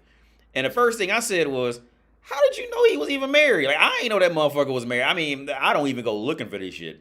But that's real funny how women just know everything about, you know, media and who's fucking who and all. Like, women just keep that shit. That's the top of their mind. Because we was coming down the escalator and she goes, oh, that's DJ Khaled's wife. I was like, oh, word. And I ain't even turned around and look because I had to think, like, wait a minute, she talking about DJ Khaled. Like, how the fuck did you even know he was married?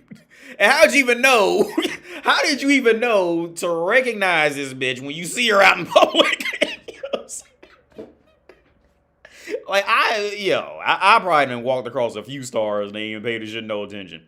All right. There's a rap. He's a hype man. He's a producer. Okay. He was a beat maker. Oh, okay.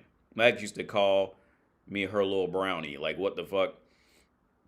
Oh, yeah. Now, me and my girl, we have, like, racist jokes. Well, it's really me being, I always call her racist. But I remember when we first started, because she got it from Sofia Vergara in Medea. Because Sofia Vergara, she cooked brownies for Medea, and she goes, I have brownies for the brownie type of shit. So we had jokes about that. So I always call my girl racist. I mean, she's always racist. Beats were dope. I don't think he makes his own anymore. Word up. Fucking that, man. I got these plants inside because she do that flower shit. So I got all these flowers and plants because it's too cold to keep them outside. So I brought them inside. Now I just got a fucking infestation of gnats. It got better though because I had to put bleach down the fucking faucets and spray the base with like vinegar and water and soap. But it's still just, I got to come with a better plan for next year.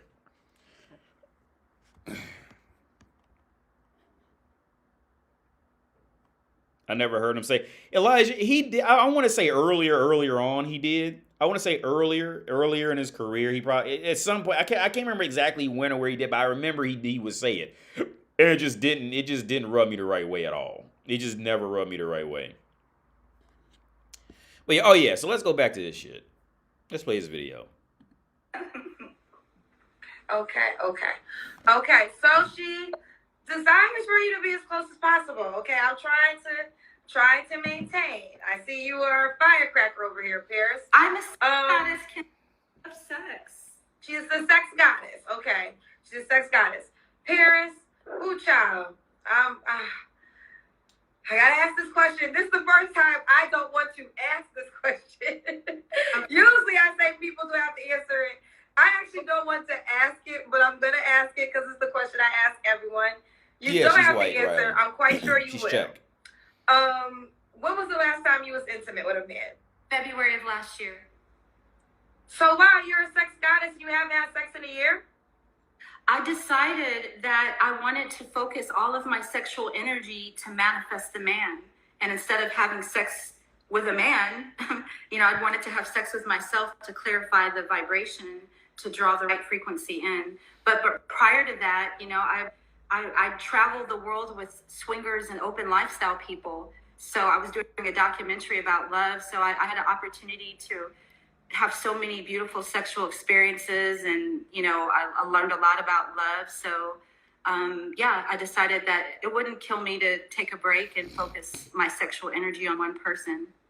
Okay, so now are you ready to break that when you get into a relationship? Or are you waiting just for a person? Like, are you looking for a relationship or just someone to kick it with and have sex with?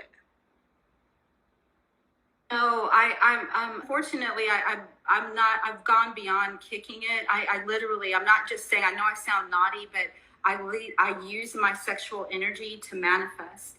And I heal people by teaching them about sexual energy. So I want a man who can do that and more. So I hope that they're watching your show and that there's men that are at that level. But I don't want a mortal man. I want a godlike, conscious, magic man. That's what I would like. Okay. What's the age range? You're 51. You know, I hear you ask people that, and I probably, I don't know what the youngest age would be, because I'm more attracted to older men, but probably the oldest age that I think would be compatible with, I don't know, like 60s. I'm not sure. Okay, what's the youngest you would do? Case by case. Case, but what is the youngest you would do? I'm curious. Potentially late 30s. I don't know. I'm not really that attracted to younger men in that way. I'm used to, you know, looking at them as my son. So but I don't want to close off. You know, that's a grown man. I just don't know if he's grown enough for me.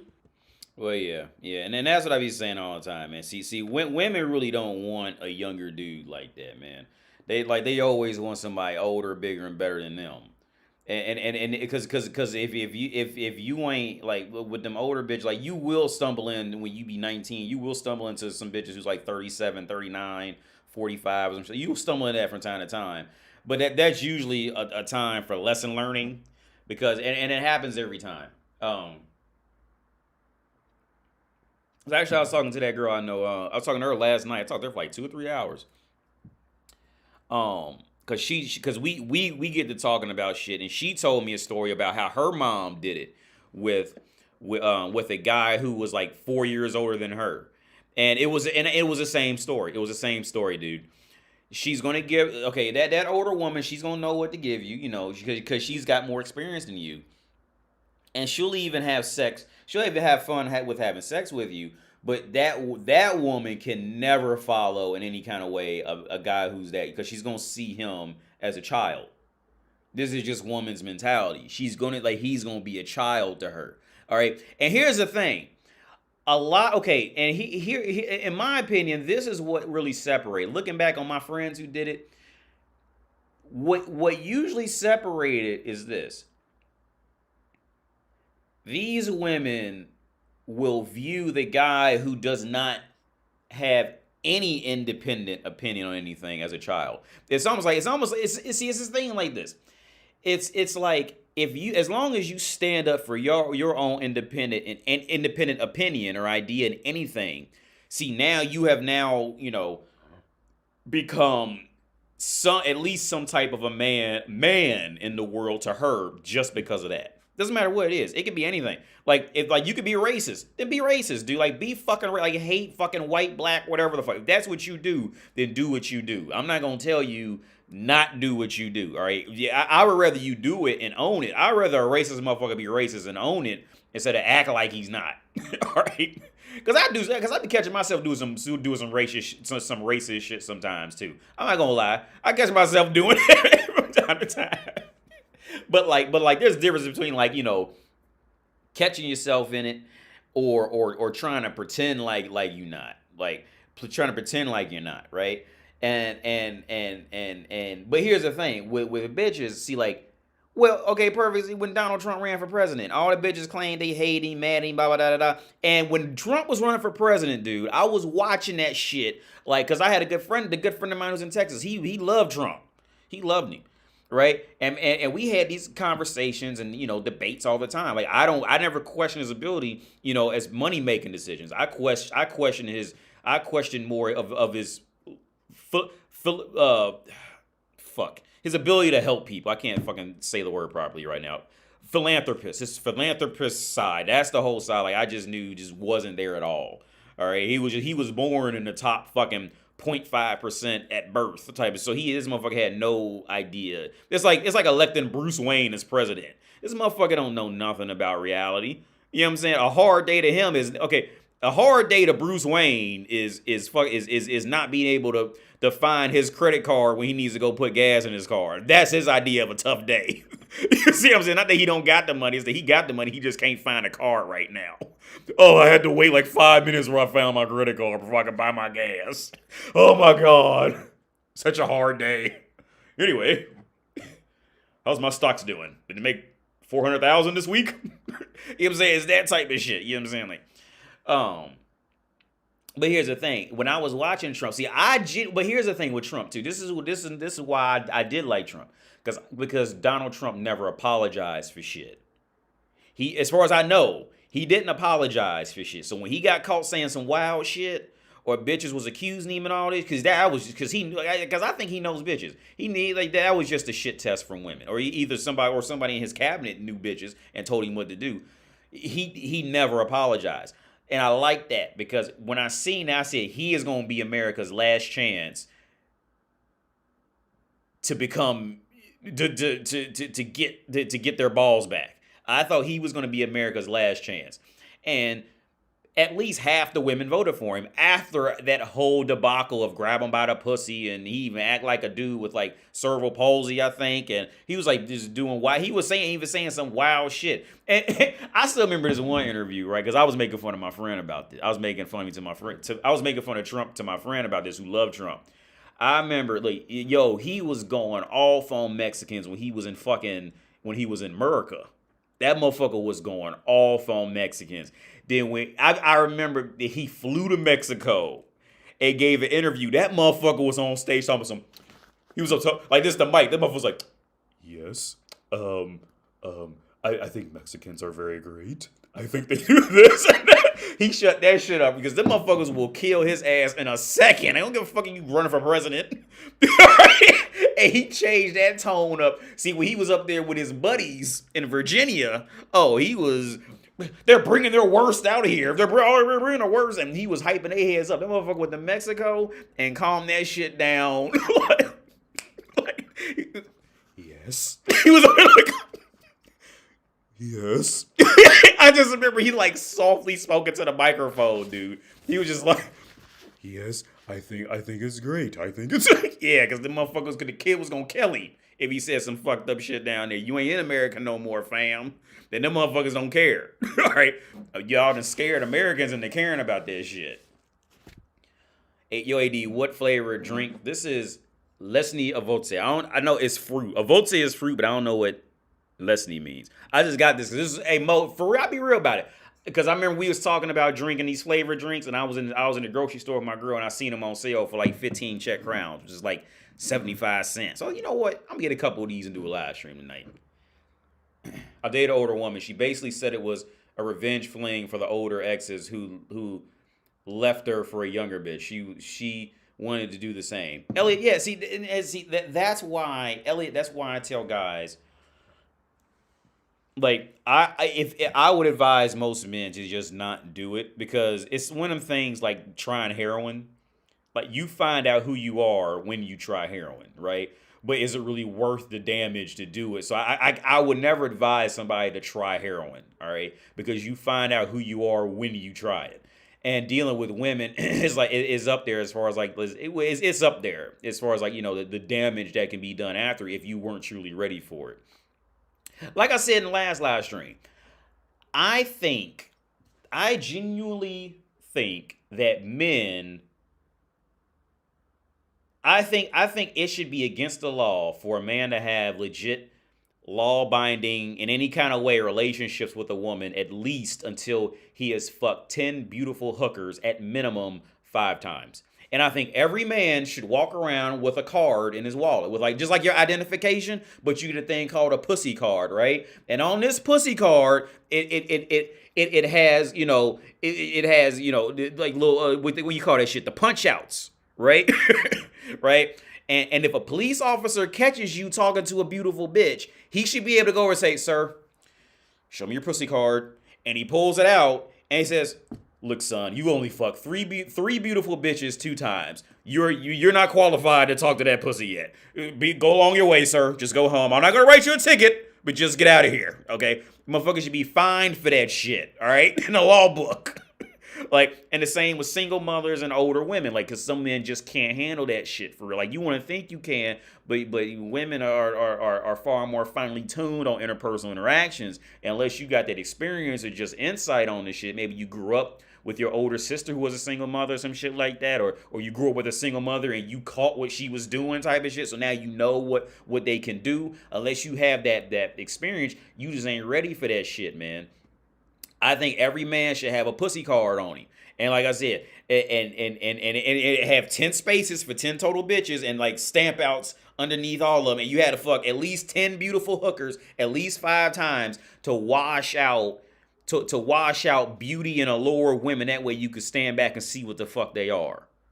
You see, because until you get to that point, it's difficult for you to stand back. Because I've been there. It's hard for you to stand back. And I'm not saying this shit like I win all the time with the bitches or I lose all the time. I mean, the numbers still play out the same, you know, in the beginning. Because it's always that. It's in the beginning with bitches, you know. But until you get that experience, you don't have, like, okay, for those of y'all who play Pokemon, it would be like, for a dude who don't have experience like that, it would be like Ash being like level 3, and Ash is trying to control this Charizard that's level 154. Like, that motherfucker ain't get ready to pay you no attention. You know what I'm saying? If for some reason that Charizard just wants you to hang around, all right, that motherfucker ain't depending on you for nothing. It's stronger than you. That motherfucker's friends is 155 and up. So he ain't got no. So for whatever reason, it's just using you for something at the time. But how it really plays out is when you be level 3, you be like, oh my god, I got a level 155 Charizard. Oh my god, it's so great. Look at it, that flamethrower, that motherfucker will torch the whole earth in one blow. That shit is gangster. And you be so shocked by it and appalled, you damn near start to give it shit it don't deserve and all this shit. And the Charizard be like, oh, I'm done with you, ta-ta, and just fly off, right? You'd be like, oh no, but I had a level 155 Charizard. That motherfucker did everything. When it come to bitches, when older bitches know how to deep throat and do all that, like, first go, because they got that experience on them.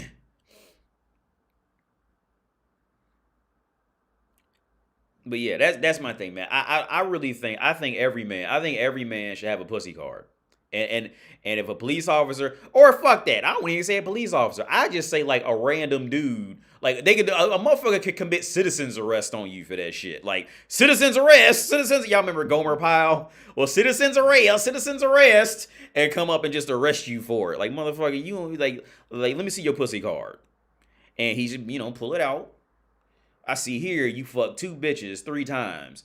The requirements to talk to this bitch is you gotta fuck at least 8 bitches 5 times and been tired of them and ain't called them back before you ready for this one. All right, because this woman ain't gonna do nothing but either is she gonna leave you severely hurt one way or another. You ain't ready for that, and just go off before I call the police on you. You know what I'm saying? That's my thought. AD, you killed me. I gotta pee too, man. I'm gonna read a couple more of these comments and I'm gonna go pee real quick. Trump is also, but I'm not looking past the BS word. Weapon X. Mr. Modi says, AD, I just want to be that. I just want to be the guy who just went out about to get married and they haven't finished their car qualification to be able to object in a marriage because he didn't finish his qualification. Wait, I'm trying to read that right. I just want to be the guy married.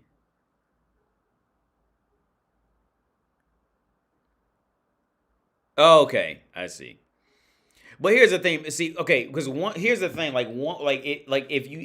If your pussy card requirement hasn't been met, the problem is this, man. The problem is you'll fall. Like there's a high chance that the guy's gonna fall harder at some point in there and be like, fuck it. You know what I'm saying? And women know it.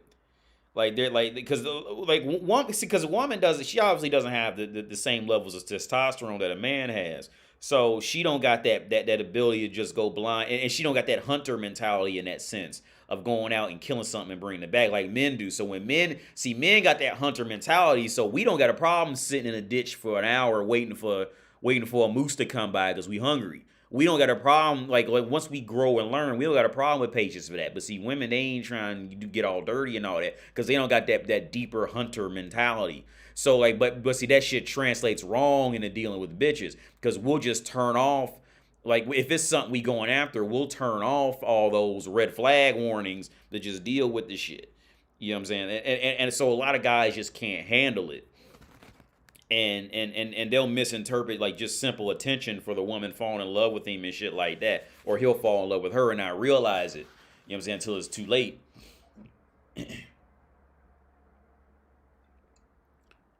I'm donating to them orphans. Let me get money right quick. Oh, word. Yeah, I just sent some money. Who the fuck did I send that money to, man? I sent it to, a friend. Yeah, a friend of mine in Ohio. And I ain't talked to him for a while, too. I just say, here. Take the money. That was a weird story how we met, too. But, yeah. I had pee, man. I'll be right back. Y'all can still hear me because I don't know how to turn this mic off. So y'all can hear the advertisement. So here we go. Ooh, girl, I am rich and I am sexy. Don't you want to be like me and have rich men want to fuck you too? Well, stay tuned. Hi, my name is Jamilia Musayayaba, and I can teach you how to have rich men want to fuck you too. Are you ratchet as fuck?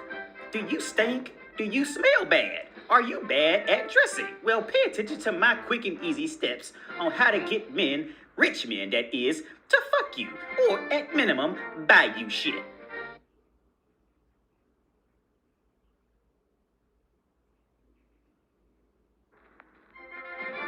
Ooh, girl, I am rich and I am sexy.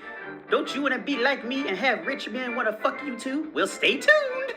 Hi, my name is Jamilia Musayayaba, and I can teach you how to have rich men want to fuck you too. Are you ratchet as fuck? Do you stink? Do you smell bad? Are you bad at dressing? Well, pay attention to my quick and easy steps on how to get men, rich men that is, to fuck you, or at minimum, buy you shit.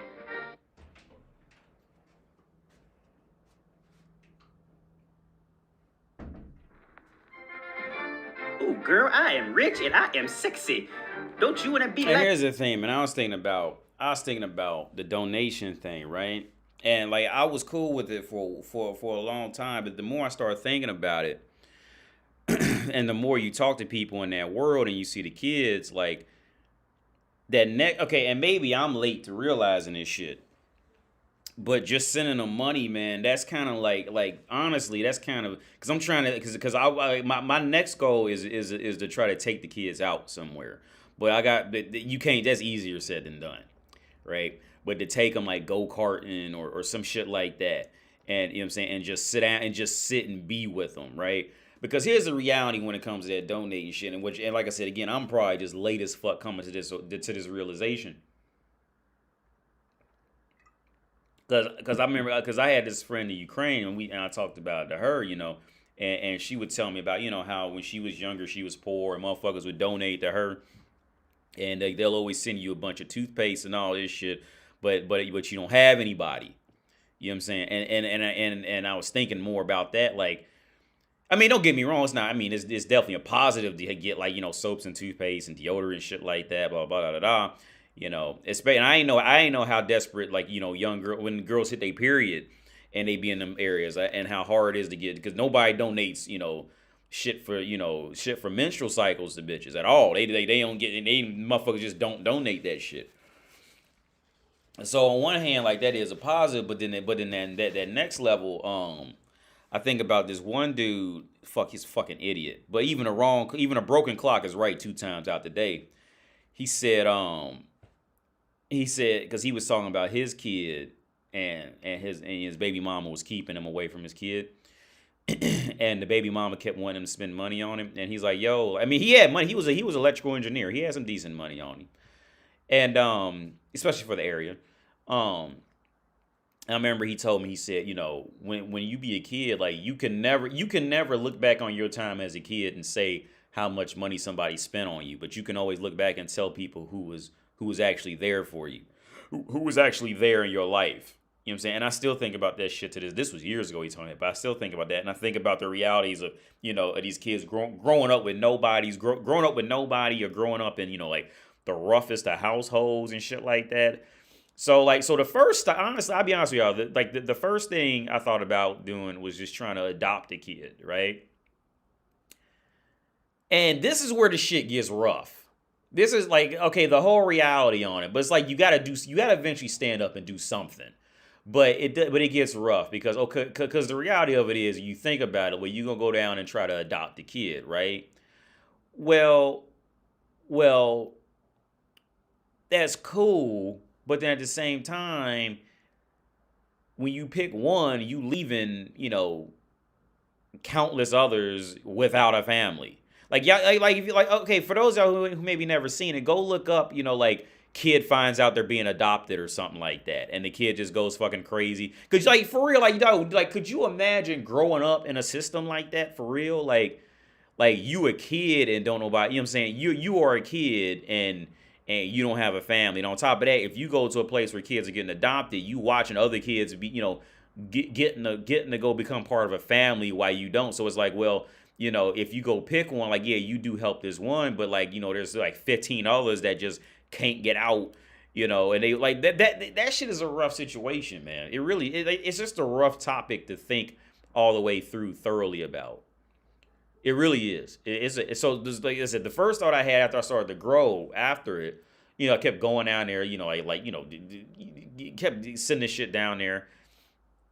But then it was like, like these kids, like these motherfuckers, half the kids in there ain't even orphans. Half the kids in there just come from shitty homes, and the parents are just, just shitty. So they just sent the kid there so they'll take care of the kid.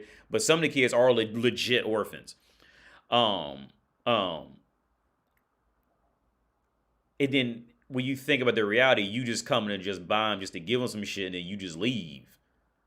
Like, that shit starts to fuck with you after a while, dude. Like, and maybe I'm just late. Maybe I'm late to that awareness. I'll admit that. But that shit, like, it's a rough situation to just think about and be in. Like, when you really take in the total reality of it, dude. Like, the total reality. It's a rough situation. It's one of the things like that's another one of the things like I wouldn't really recommend. I mean, I don't say I don't recommend other people do it, but just, I don't know. That's just a big thing. Like, I know how I deal with it within myself, but I can't just tell somebody else what to do on how to work through it, man. Because when you really think about that shit, like that's fucking rough. It's like right now, they sitting down somewhere, chilling. Well, it's 9, so they probably put them in bed. We're probably gonna go to bed. Like the older one's probably gonna go to bed a little later, probably 10 minutes or something like that. But they somewhere right now. You know what I'm saying? Chilling, do whatever the fuck they doing. Yo, could you imagine being a kid, dude? Like, always kind of just being thrown around here and there. Like, that's fucked up. So like I said, the next step was adoption, but then it's like you adopt one, well, it's still 15 others sitting down there going through the same shit. You know what I'm saying? Like, that's a video for another time. That's a video for another time. Elijah, yeah. Some people do it just as a fake way to be viewed as a decent person in the world. I agree, yeah. Cause it's rough, man. That's just a rough thing to really work through. I didn't find out about my son until he was in a foster home. I had to fight for him for a year. Anything you do, I believe in you, AD. I'm going to med school just because I want to help people. Word up, that's cool, man. Yeah, do it, man. AD, but what you're saying, I always thought of adopting that way. Shit is sad. The way shit is sad. Yeah. Yeah, man, like that shit's rough, man. 1 million children go missing every year. I ain't know that. That's wild. Let me see if my audio's still on. The way shit is sad, yeah. And then because I remember one time me and my girl, we was going to go take some shit down there, right? And this, because usually I just go. I never even had to call or anything. But after coronavirus, they really fuck it. It's really more of a hassle than any. Well, here's the thing. Some people, I talked to people on Facebook. They was like, "Yeah, I just went down there and gave it to him." Well, I went down there with a watcher because he flew here, and we just decided to randomly go there one day. And I had to call my girl because the dude didn't speak Czech. I said, yeah, we ain't taking it unless you get it you got to get it verified now. You got to go somewhere else to get this shit verified, and they take it in there to them. But everybody has a different experience. I talked to somebody on Facebook. They was like, oh, yeah, I just went down there and just with bad stuff and gave it to them. I'm like, yo, motherfucker, every time I did that after coronavirus, they would not let me do that, like, at all. Hey, don't forget you are just one man, so you can't feel bad about not helping people to help out all. Just helping one person is good, in my opinion. Just like saving men. Word up, Dark Rebel. Word. That's not an obvious observation, AD. You're right. Having a good time with someone, all of them together, would be so much more more for them as an individual than material things. Yeah. Because see, that's the thing. Because like I said, man, the longer you think about it, because I remember, like I said, the girl, when I was hanging out with that girl in Ukraine, she told me stories like, yeah, people would always donate toothpaste and, soap and shit like that. And she was like, yeah, we got plenty of toothpaste and soap, but we ain't got no family or nothing. You know what I'm saying? Like, so we got plenty of toothpaste and soap. And she was able to joke about it, but she was serious, And like after, and I was just thinking a lot, honestly. Thinking a lot. How AD will take a 5-minute video clip and turn it into a 2+ hour conversation.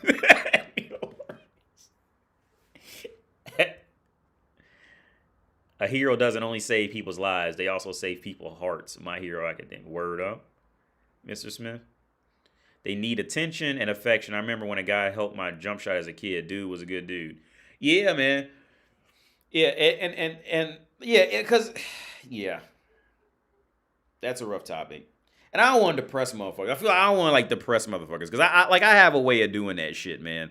Like when I talk about shit with my girl, I know I end up depressing her talking about the reality. I remember I watched this fucking thing of this dude last night while I was playing Gran Turismo. It was, in between breaks. And motherfucker had brain cancer. And he told the motherfuckers on television. He worked for the news station. So yeah, I got brain cancer. It came back. I ain't gonna be alive too much longer and all that shit. And he was cool about it. I get the what. So I'll be having I'll be wanting to talk about random shit like that. But here's the thing, weirdly, here's the thing. When I talk about this shit, I don't get depressed about it. I mean, usually when I start talking about shit, I start to reflect and realize how much of a gift life is just in general type of shit. Just to have it. So I don't, but I see it in people's faces that they get depressed when I talk about it. So that's why I don't like to talk about it a lot.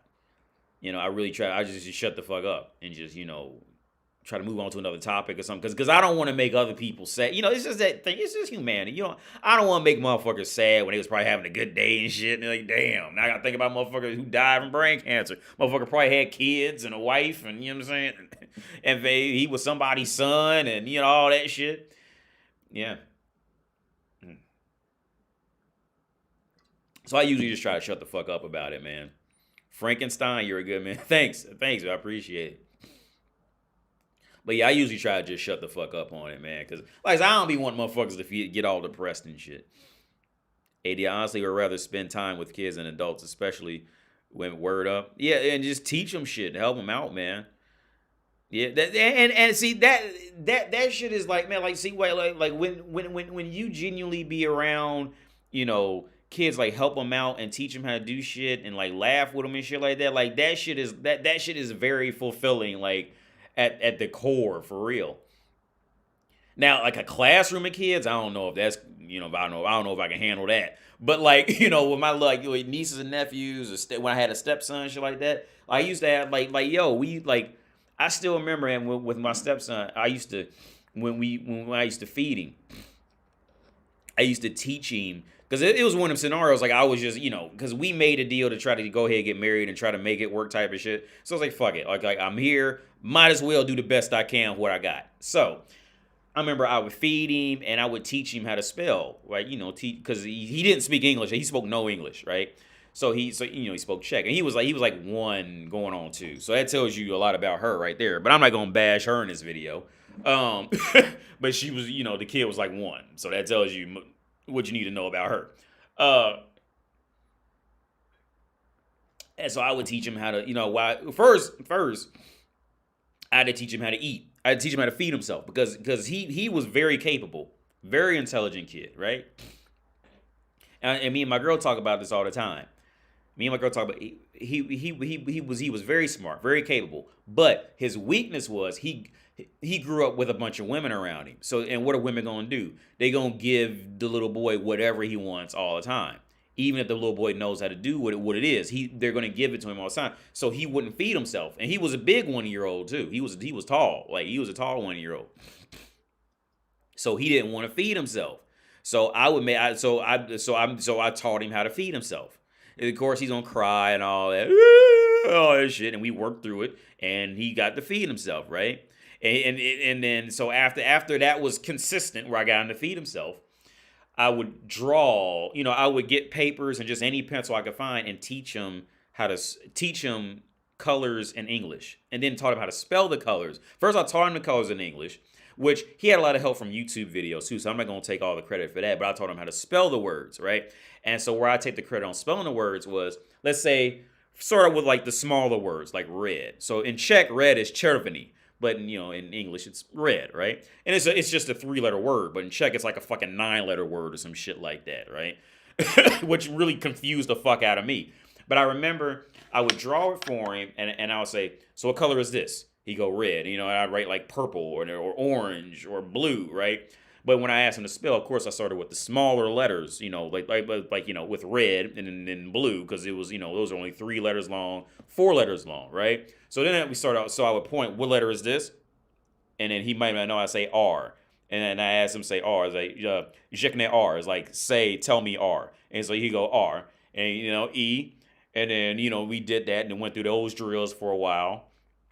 So then we got to the part where I would say, spell, like red. And he would go like, point, he go R-E-D. And then he go red. I'll say, hey, good job, whatever, blah, blah. So then I picked up on, okay, what he was doing was he just memorized to say R-E-D, red, right? So what I did was I would point at one letter and say, okay, what letter is this? I would point at the D. And then so that got him out that habitual memorization of just saying R-E-D. So he would have to actually say D, and I would say, what letter is this? He'd say R. What letter is this? E. I would say, what letter is this? R. What letter is this? D. What letter is this? So I would point to different ones to make sure he was getting it, how to act, like what letters were actually in the word red, and then say it, and then we celebrate for a little while, and you do all that shit, and then we move on to another color and shit like that. We had a lot of fun, but then what would happen was, the grandma or his mom would come in and just give him everything he wanted, and he just turned into a fucking idiot all over again because mommy gave him everything he wanted the second he wanted it, and he just couldn't grow. He just can't grow with that. And me and his dad, we talked about it. And he was on my side with it. He's like, yeah, like they're like he was actually I remember this. He didn't want the kid to go to his grandma's house. Like, he didn't even get along with because the grandma would just give him everything, and she lived like next door, and he wouldn't even talk to him when he come over. But they was always cool. I was always cool with him, even though she gave him everything he wanted. But I was cool with her. But they just didn't even talk. But I mean, I get his point on it. I see what he was doing it. But I see what he was doing. We want to teach the boy how to be, how to be effective in the world, because see, as men, we know it's better to learn that shit at home and then be prepared for when you go out in that world than to be unprepared at home and then go out in the world and be fucked up. You know what I'm saying? See, like Coach RedPill said, the man's job is to prepare children for the world. Mommy's job is to give them comfort when they fuck up. Yeah, men provide structure and discipline. Sure, yeah. But it's stepchild. Like I said, stepkid, I was in a situation, had to fucking do it. I didn't really have to do it. I just kind of chose to do it. I was like, it's one of those things like, well, I'm here, so, might as well do the best of what I got type of shit. And I tried. Yeah. Tried potty training them. That was a fucking trip because again,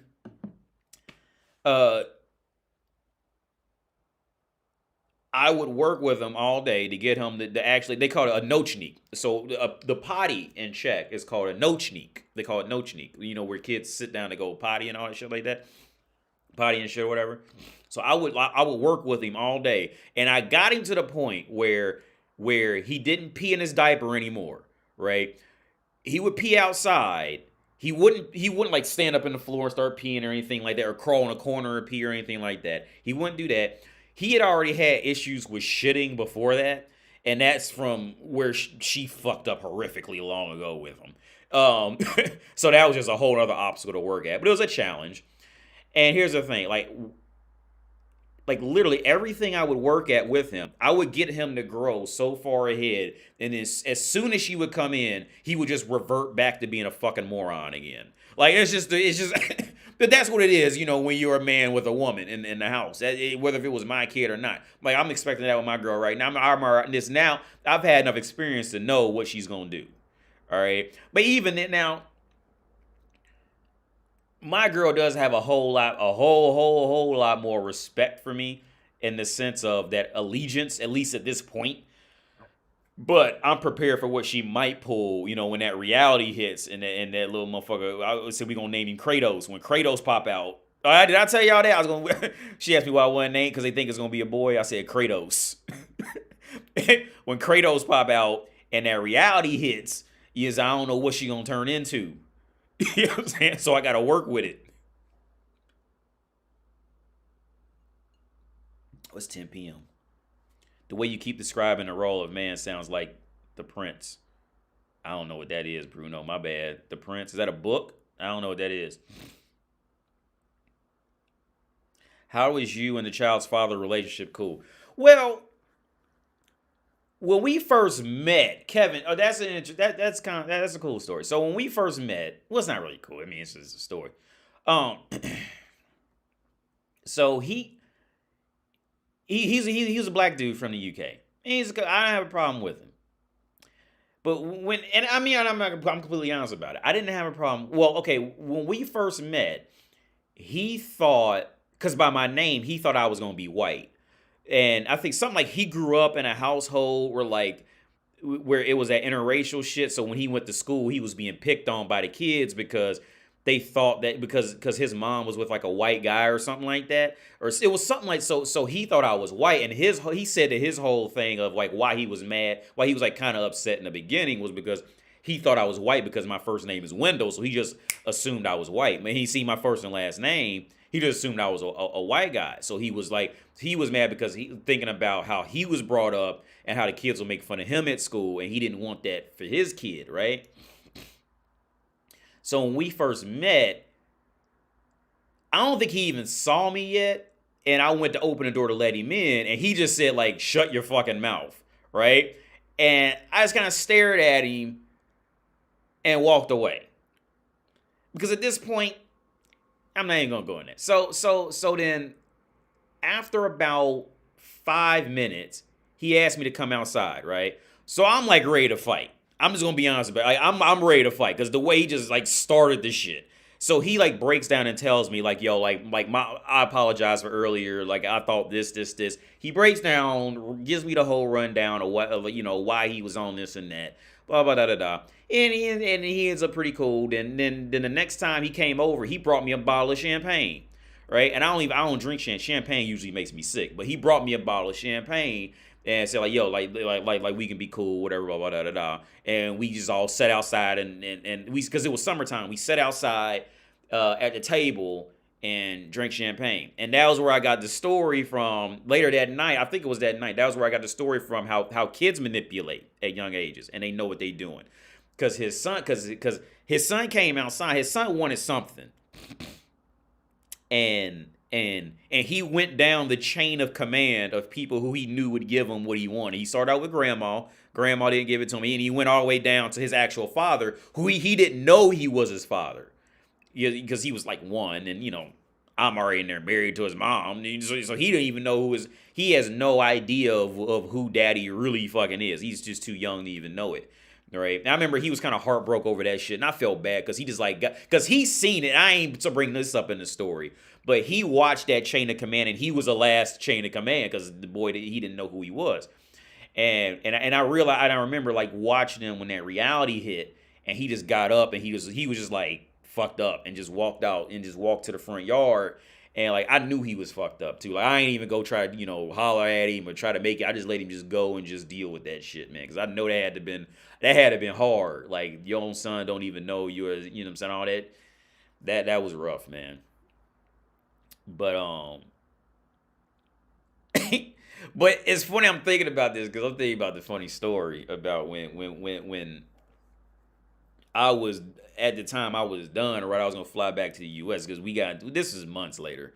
We got into an argument. Me and my ex-wife, we got into an argument, and this is kind of funny because she had this nice house from this Czech dude who she, she's a woman. She got the guy the co-sign for the house, but she never actually put it in her name, right? So the law over here in Czech Republic is like, okay, so for those of you in the U.S., let's say if you co-sign for somebody's car or house or whatever, apartment, whatever the fuck, and the person doesn't pay, well, you're just on the hook for the payments, right? And that's just the end of the story. Well, over in Czech Republic, let's say if I were to co-sign for my girl's flat and she doesn't pay it or she never like takes over into her name and it lasts long enough, I can actually get her in trouble for destroying my quality of life for my like credit report and all that shit and for what I can do because she won't take this out of my name and I'm asking her to do it.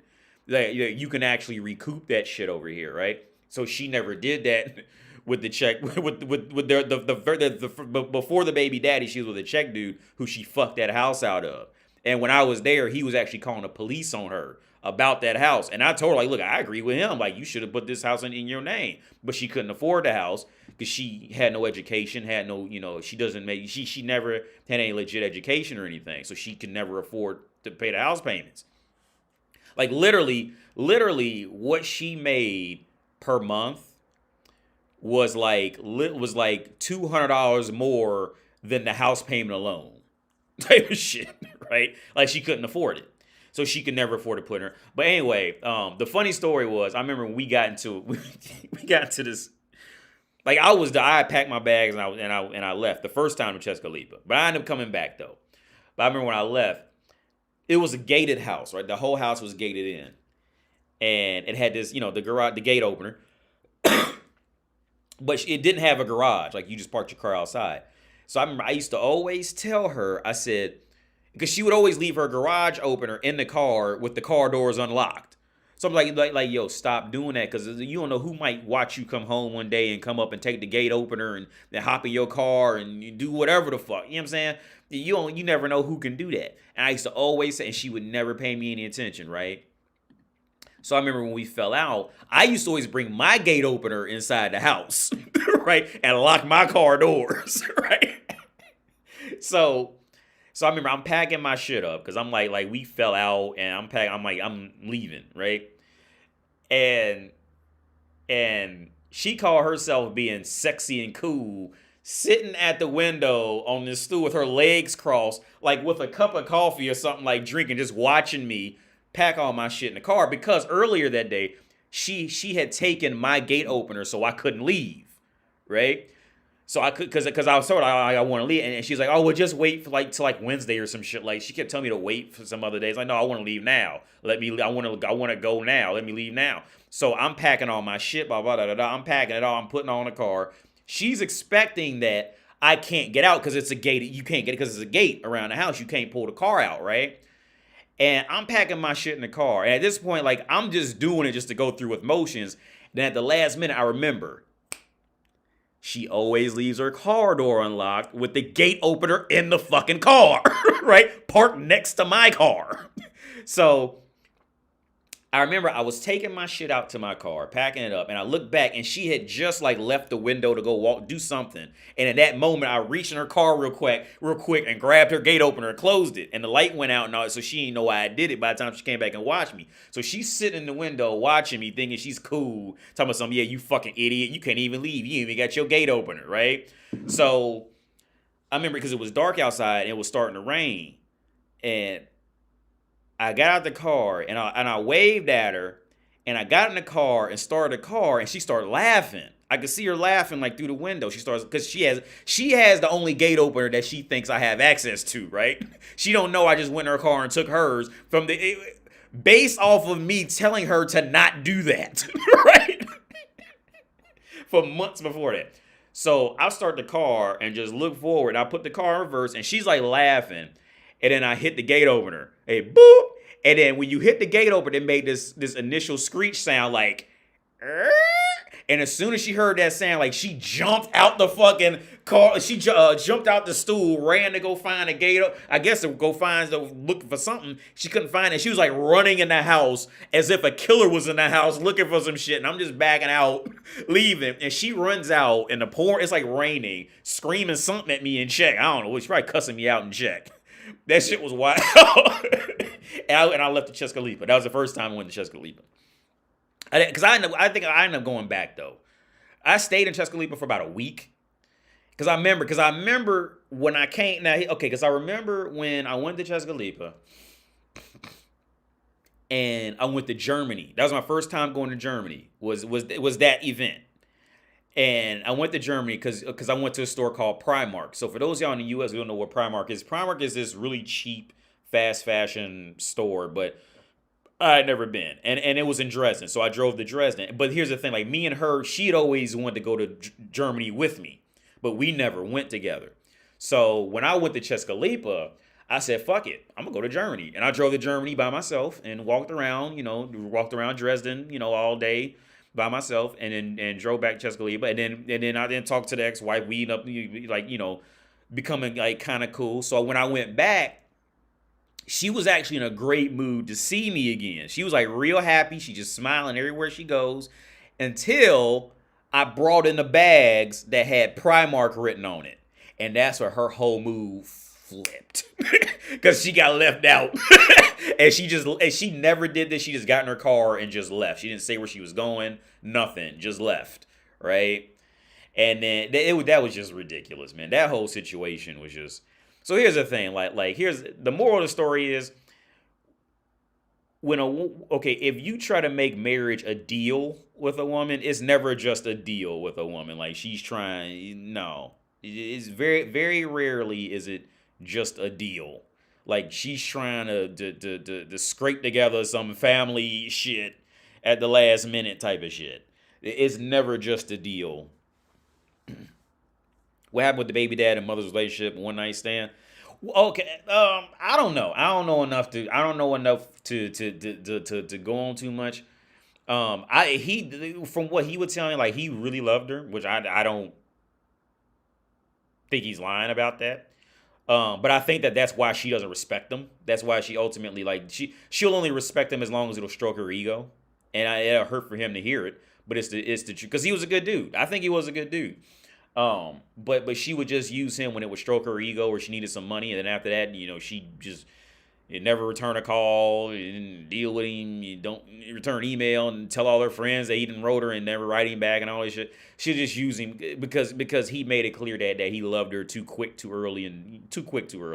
So she'll never, as long as they both live, she'll never respect him. Never. She's lost forever to him. I'll put it like this. She'll have more genuine respect for me than him. Because of how I was able to do what I was able to do and why I did it. She'll have more respect for me, like genuine respect. She'll have more respect for me than she'll ever have for him, even though the kid is his. I picked up on that real quick. She'll have more respect for me, which is that's rough to say, dude. Because that's his, because he love her and you got a kid with her and all that shit. You know what I'm saying? And that's hard because and I know him. He's a cool dude, like. But that's the reality. She only respected him when it really came to her benefit to do so. That was it. That was it. He was a good dude, man. Real good dude. He did computers. He was in the military in the UK. We talked about all that shit. Real good dude. Being in love is the weakest position a man can be in. Yeah. Yeah. Well, yeah. Being in love and then also like professing your love to her type of shit. I would say, yeah, being in love and then in combination with like professing it to her, like you don't know what you do without her, like on some serious shit, not like joking shit. Like, cause me and my girl, we got this joke now that she's my work assistant. So and I only pay her $8 a week to work. And whenever she fuck up, I always give her a wild look like if she drops something, I always look at it like I can't pay you anymore. You making mistakes. Like, you always be making fun of her like that. You know what I'm saying? But like professing your love to a woman, no, yeah. That is the worst position you could be in, man. Yeah, being in love without discipline is the weakest position, I think. Yeah, you're exactly right, Xavier. I agree with you. Kevin says, did she treat him different because he was from the UK compared to being from the US? Kevin, that's a good question. I don't know. I gotta think.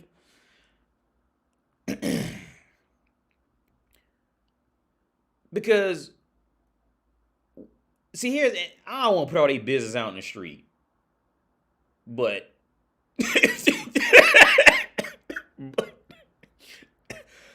we talked about it because, like I said, see, we got together under the idea of a deal.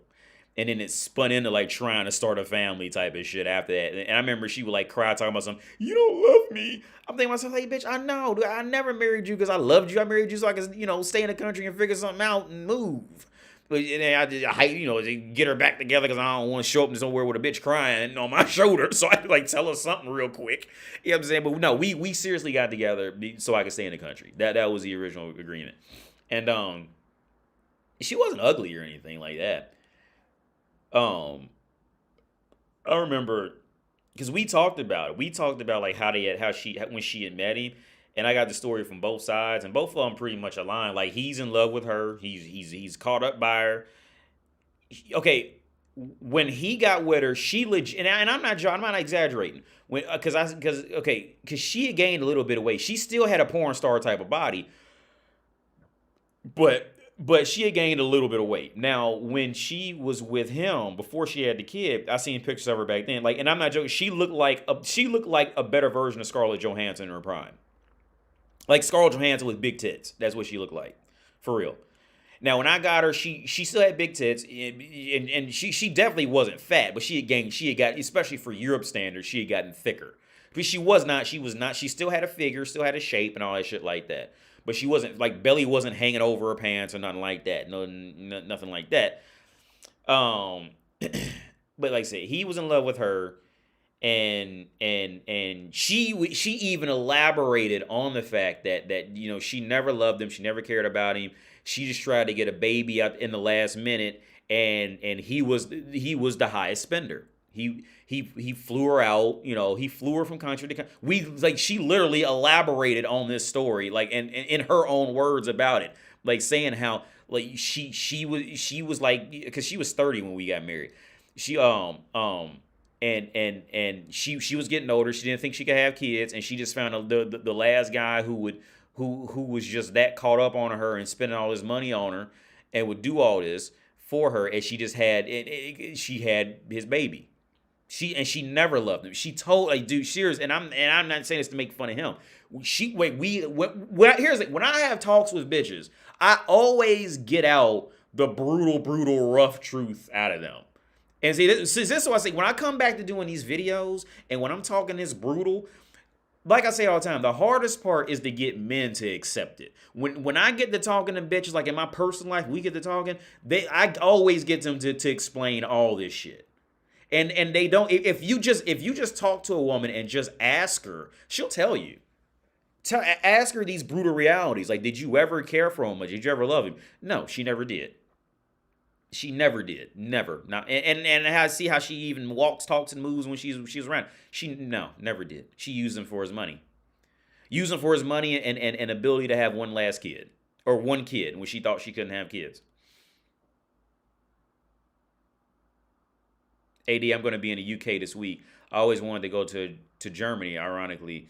What's there to see? I don't know much about Germany. I've only been to Dresden. They have a train going to... No, I think that train's going to Brussels. That's in Belgium. That's not Germany. I only been to Dresden, and when I would go to Dresden, I would just walk around. There's this whole center, this whole mall where Primark's at. I used to just walk around there. I remember I was playing Freedom Wars on my PS Vita at the time, and I just pull out my PS Vita in a bar and just start playing Freedom Wars, or what's that Sackboy shit? Planet Hollywood, what's that shit? Little Big Planet. I used to play that in the bars in Dresden on my PS Vita. I was in love with Little Big Planet on PS Vita. Yo, I love Little Big Planet on PS Vita. I was in love with that shit, dude. Like, that was the highlight of my day to play Little Big Planet on PS Vita. I agree. I learned a lot about interpersonal relationships from women being a makeup artist. Oh, yeah. All you gotta do is just talk to them and ask them. See, here's the thing. Women, and I'll say this, a lot of times women don't completely lie. They'll just work the truth to the hyper extent that they can. But a lot of times women won't lie to you. But they'll just either work the truth to the maximum ending that they can, or just won't answer. That way you just don't have an answer to it. But some women will lie, but with the overwhelming majority, you have to know the exact question to ask them. That way they can't run from it, or can't or also take an effect. If they lied, then what could they have possibly meant by it, type of shit, and what they mean, and know how to read them. I would give you the Stars and the Moon 90s R&B nonsense. Yeah. In love dudes are the biggest tricks you'll ever meet, and the guys that absolutely love to take losses for some broad who can't even stand them. Yeah. Do you think your girl would stay with you if you cheated on her, Kevin? Here's the thing. We not an argument. We debated before she left out today. Well, cause see, now she's pregnant, and she's going on 5, like she should be going on 5 months sometime soon. Like, she's pregnant, so now she's getting on this, like, more like she's getting more and more, a little more clingy. You know what I'm saying? Cause like just the reality of the situation. Like, I could just say fucking and leave and run away type of shit, and she just couldn't find. Well, she probably could find me because we got the resident visa together. But I mean, I could just get up and I could just have a whole shift, which I'm not gonna do that. But I could. So she's getting a little more, clingy and shit like that. If I was to cheat on her, would she stay with me? At this point, I don't think that she would leave. I think she'd be real mad and probably cry and all that shit. But I don't think she would. I don't think she would completely leave. But you never know. But I don't think she would completely leave, because we had the conversation earlier today. You're talking about the kid, and even if I even bring up the possibility of her doing something negative to me, because I told her, like, the only look, I don't care. I told her, okay, we was laying in bed, and I told her, I said, okay, I don't control you, and I don't want to control you. Like, you can choose to do anything. But the only thing, because we were talking about, the kid, and she don't want to make anybody mad with the kid and all that shit like that by, moving in together or not moving together, where she going to be, and her mom going to be there, all, shit like that. So she don't want to make it. And I told her, look, the only way you would make me mad, the only way that I would get upset is if you did some wild shit behind my back. Like, so a lot of guys out there know that whole situation on how you can be living with a woman and she'll go down and put you on child support while you living together, and you thinking everything's cool. And I told her those stories. That happened to my dad and it happened to my brother. Both of them had that shit. They was sitting up living with the bitch, and she go down to the courthouse and file papers on. Like, if you were to go behind my back while I think everything's cool and do this and do something like that, that would be the only way. Or if you try to withhold access for me seeing my kid when I want to see my kid, type of shit, that would pit. And here's the thing. Even if I even talk about this, she gets like hyper scared, like like almost in panic attack mode, scared, right? It's like she can't, at this point, she can't even, from what I'm seeing at this point, she can't even imagine doing something wrong. And I was thinking about it before I started this live stream. And look, The reason why I think it's at this level now is because is like I said in the older videos, when you try to control something, well that thing you trying to control just ends up controlling you in the end. See, I never try to control her. I have never once told her to cook anything, clean anything, pick up anything, mop. Like if it's, unless it's like a situation, like can you bring me something while you in the kitchen or something like that. But like I have never once told her to cook, clean, pick up, mop, sweep, and I have never fold clothes, iron clothes. I have never told her one time to do any of it. And in reality, that's what's keeping her liking to do it, is because I'm not telling her to do it.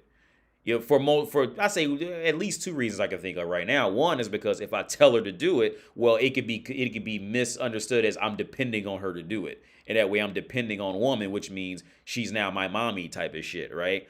Or two, I'm telling her to do as if I want to control her, and women want to be free and do whatever they want to do. So you see what I'm saying? So, and that's just the top two I could think of right now. But I've never told her to cook, clean, iron. She brought over some soup made of leeks. Y'all ever had soup made out of leeks? It's called Porjak in Czech, leek. Leek. It looks like a green onion, but it's not the green onion. She made a cream soup out. That shit was the best soup I ever had in my life. She brought it over. She cooked it at home and brought it over. And she made she sent me a picture of some meatballs she was cooking before I started this live stream. But I've never told her to cook, clean. I've never. Even when I went through that mental breakdown.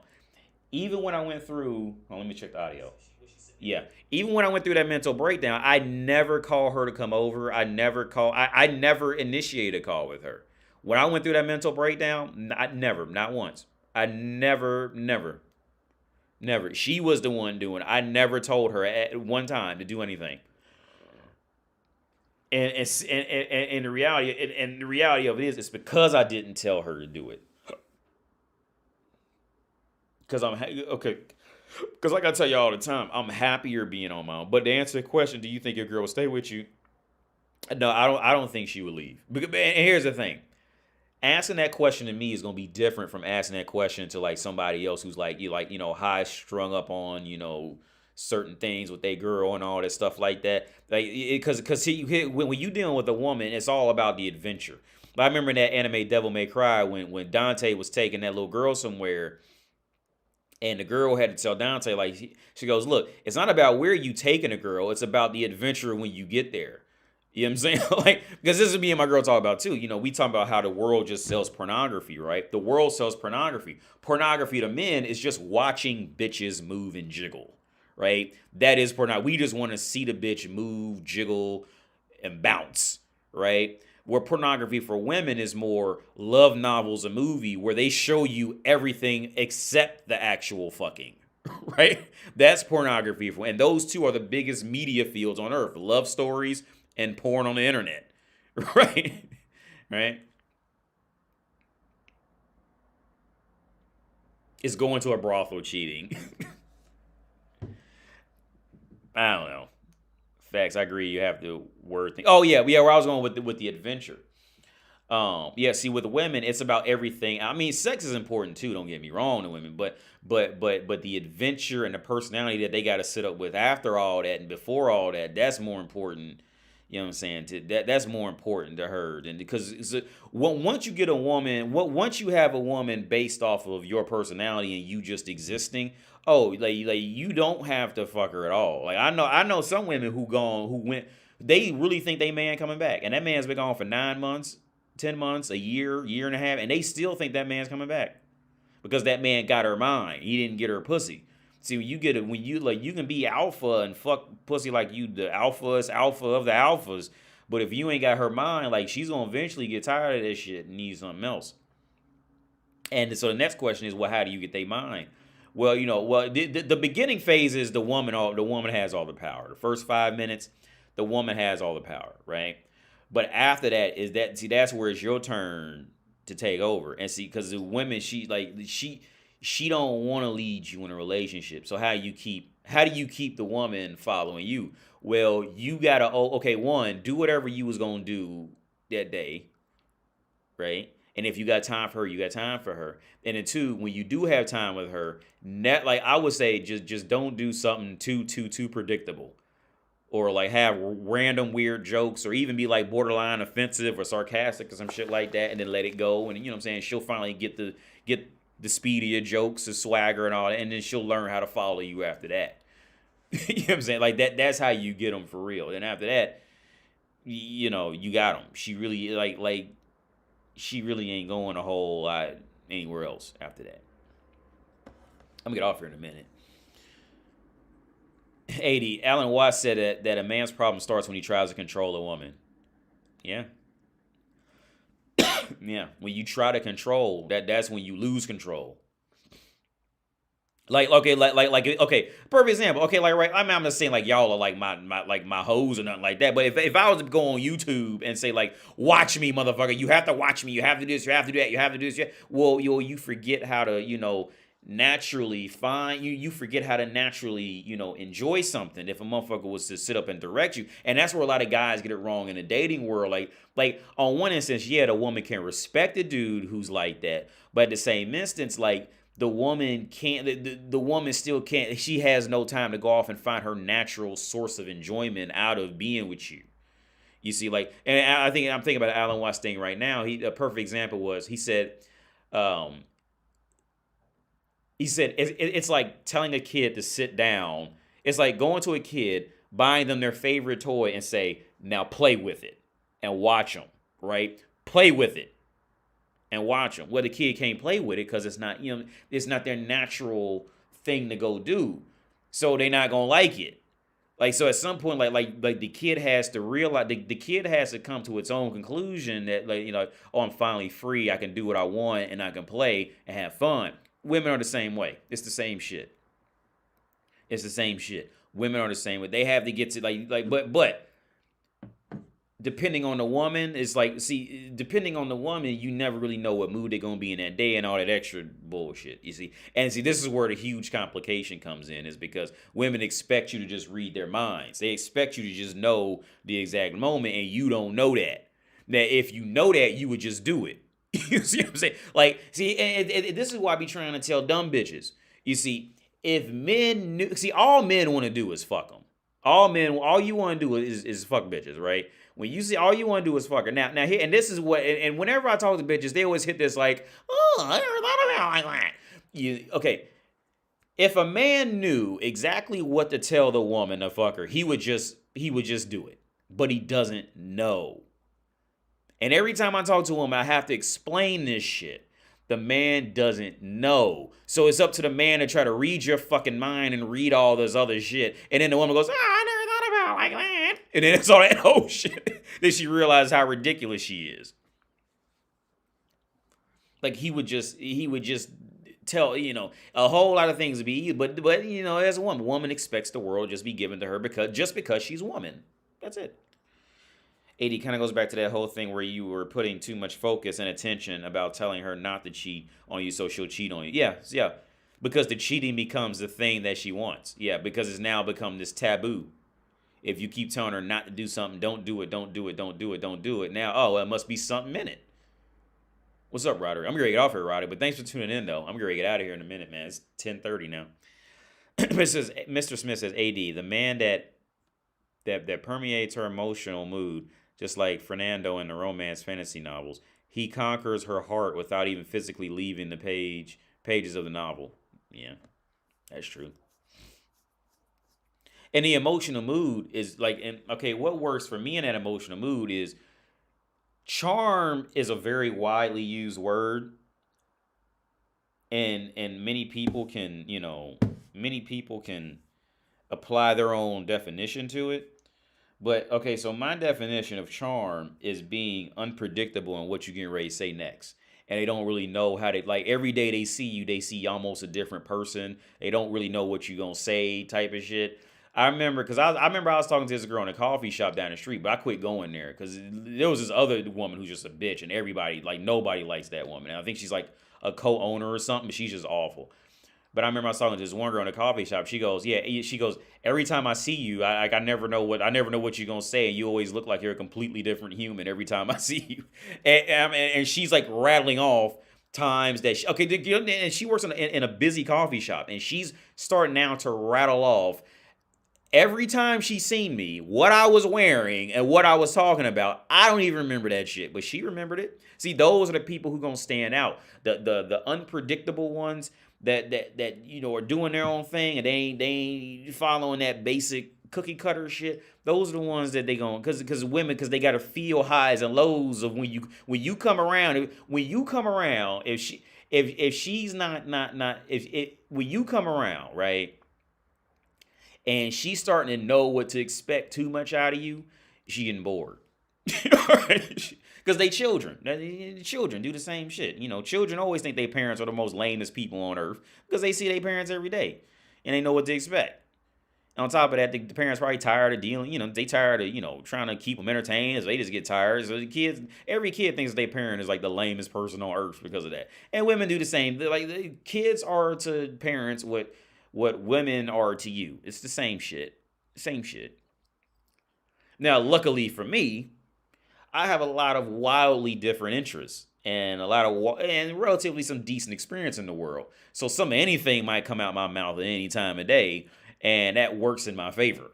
Now, as an adult, now when I was younger, it didn't. When I was younger, I would be, motherfuckers just thought I was like super weird or something like that. When you're younger, everybody wants to just be like, everybody else when you're younger. But when you get older, being that unpredictable, that unpredictable, wild, relatively kind of wild guy, it makes you the thing that people want to talk to. Where when you're younger, it's the opposite. Because everybody wants to be like everybody else. How do you handle situations when a girl changes when she's around her friends with you? Well, it depends on how she changes and the whole context. That's a very wide thing. But like how long y'all been together, all that shit is a very wide context. Very wide thing. Being dominant over a woman 100% of the time is stressful. Oh yeah, Scholar Master, it really is. Here's the thing. What I've learned is how to be dominant without saying shit. Because something like your quiets can be dominant, but even then, when you do something, you still got to be dominant. So I get that. Yeah, it is. It's exhausting, Scholar Master. I agree with you. It is exhausting. But see, and like I said, women are exhausting to you like children are exhausting to them. That's the order of hierarchy in this shit. If that's the proper word to use. That's the order of it. Because they just get it. Like Patrice O'Neal said, like, yo, some days I just wake up and I'm just like, I just want to call in sick to being in a relationship. Like, I'm just sick for a while. Just give me, a few weeks or a month. I'm just tired. I'm tired. Where we at?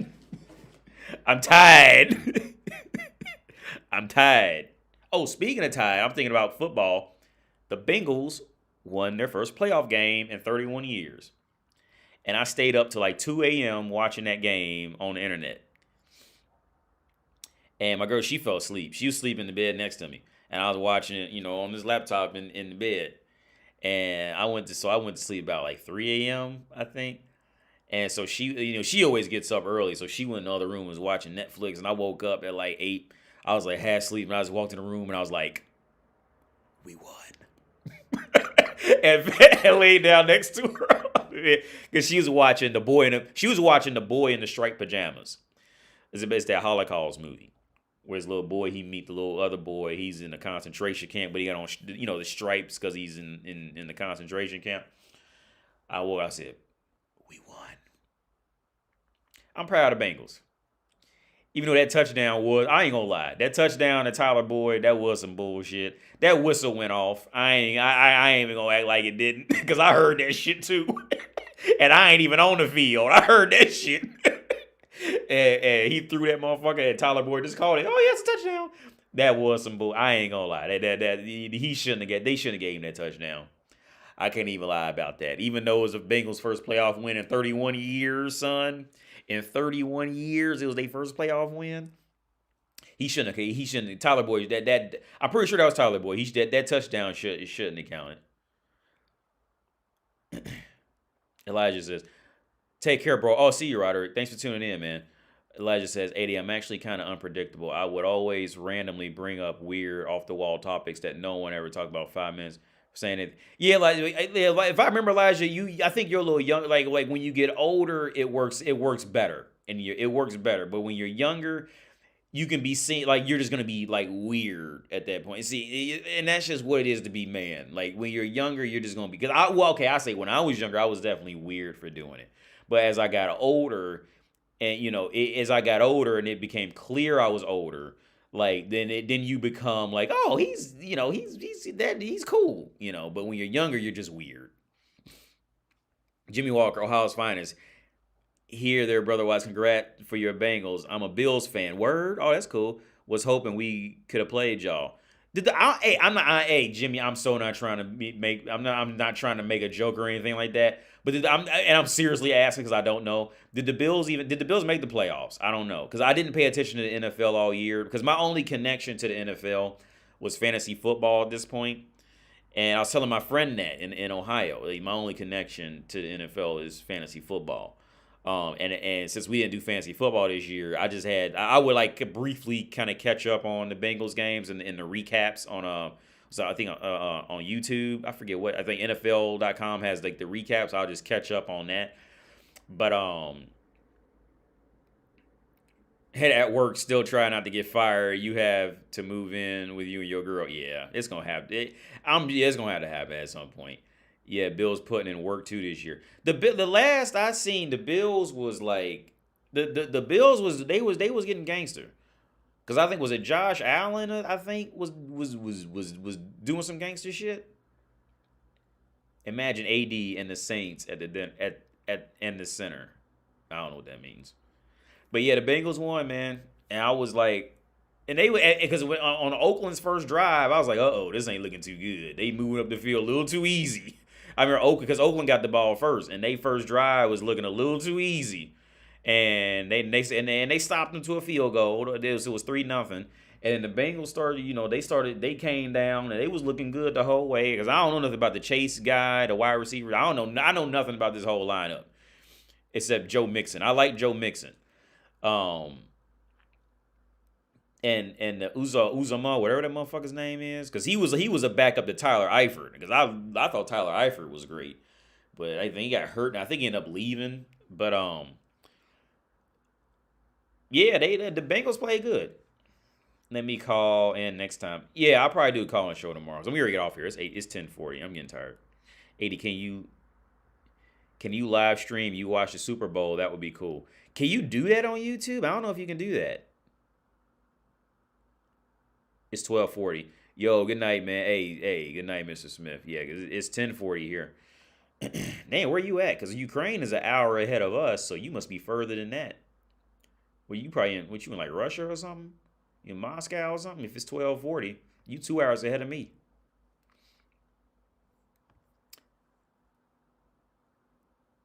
Good luck, brother. Bengals have a chance. Hey, it'd be cool to see it because, like I said, they ain't won a playoff game in 31 years. Well, really, and to be fair about it, because I come from Cincinnati, man.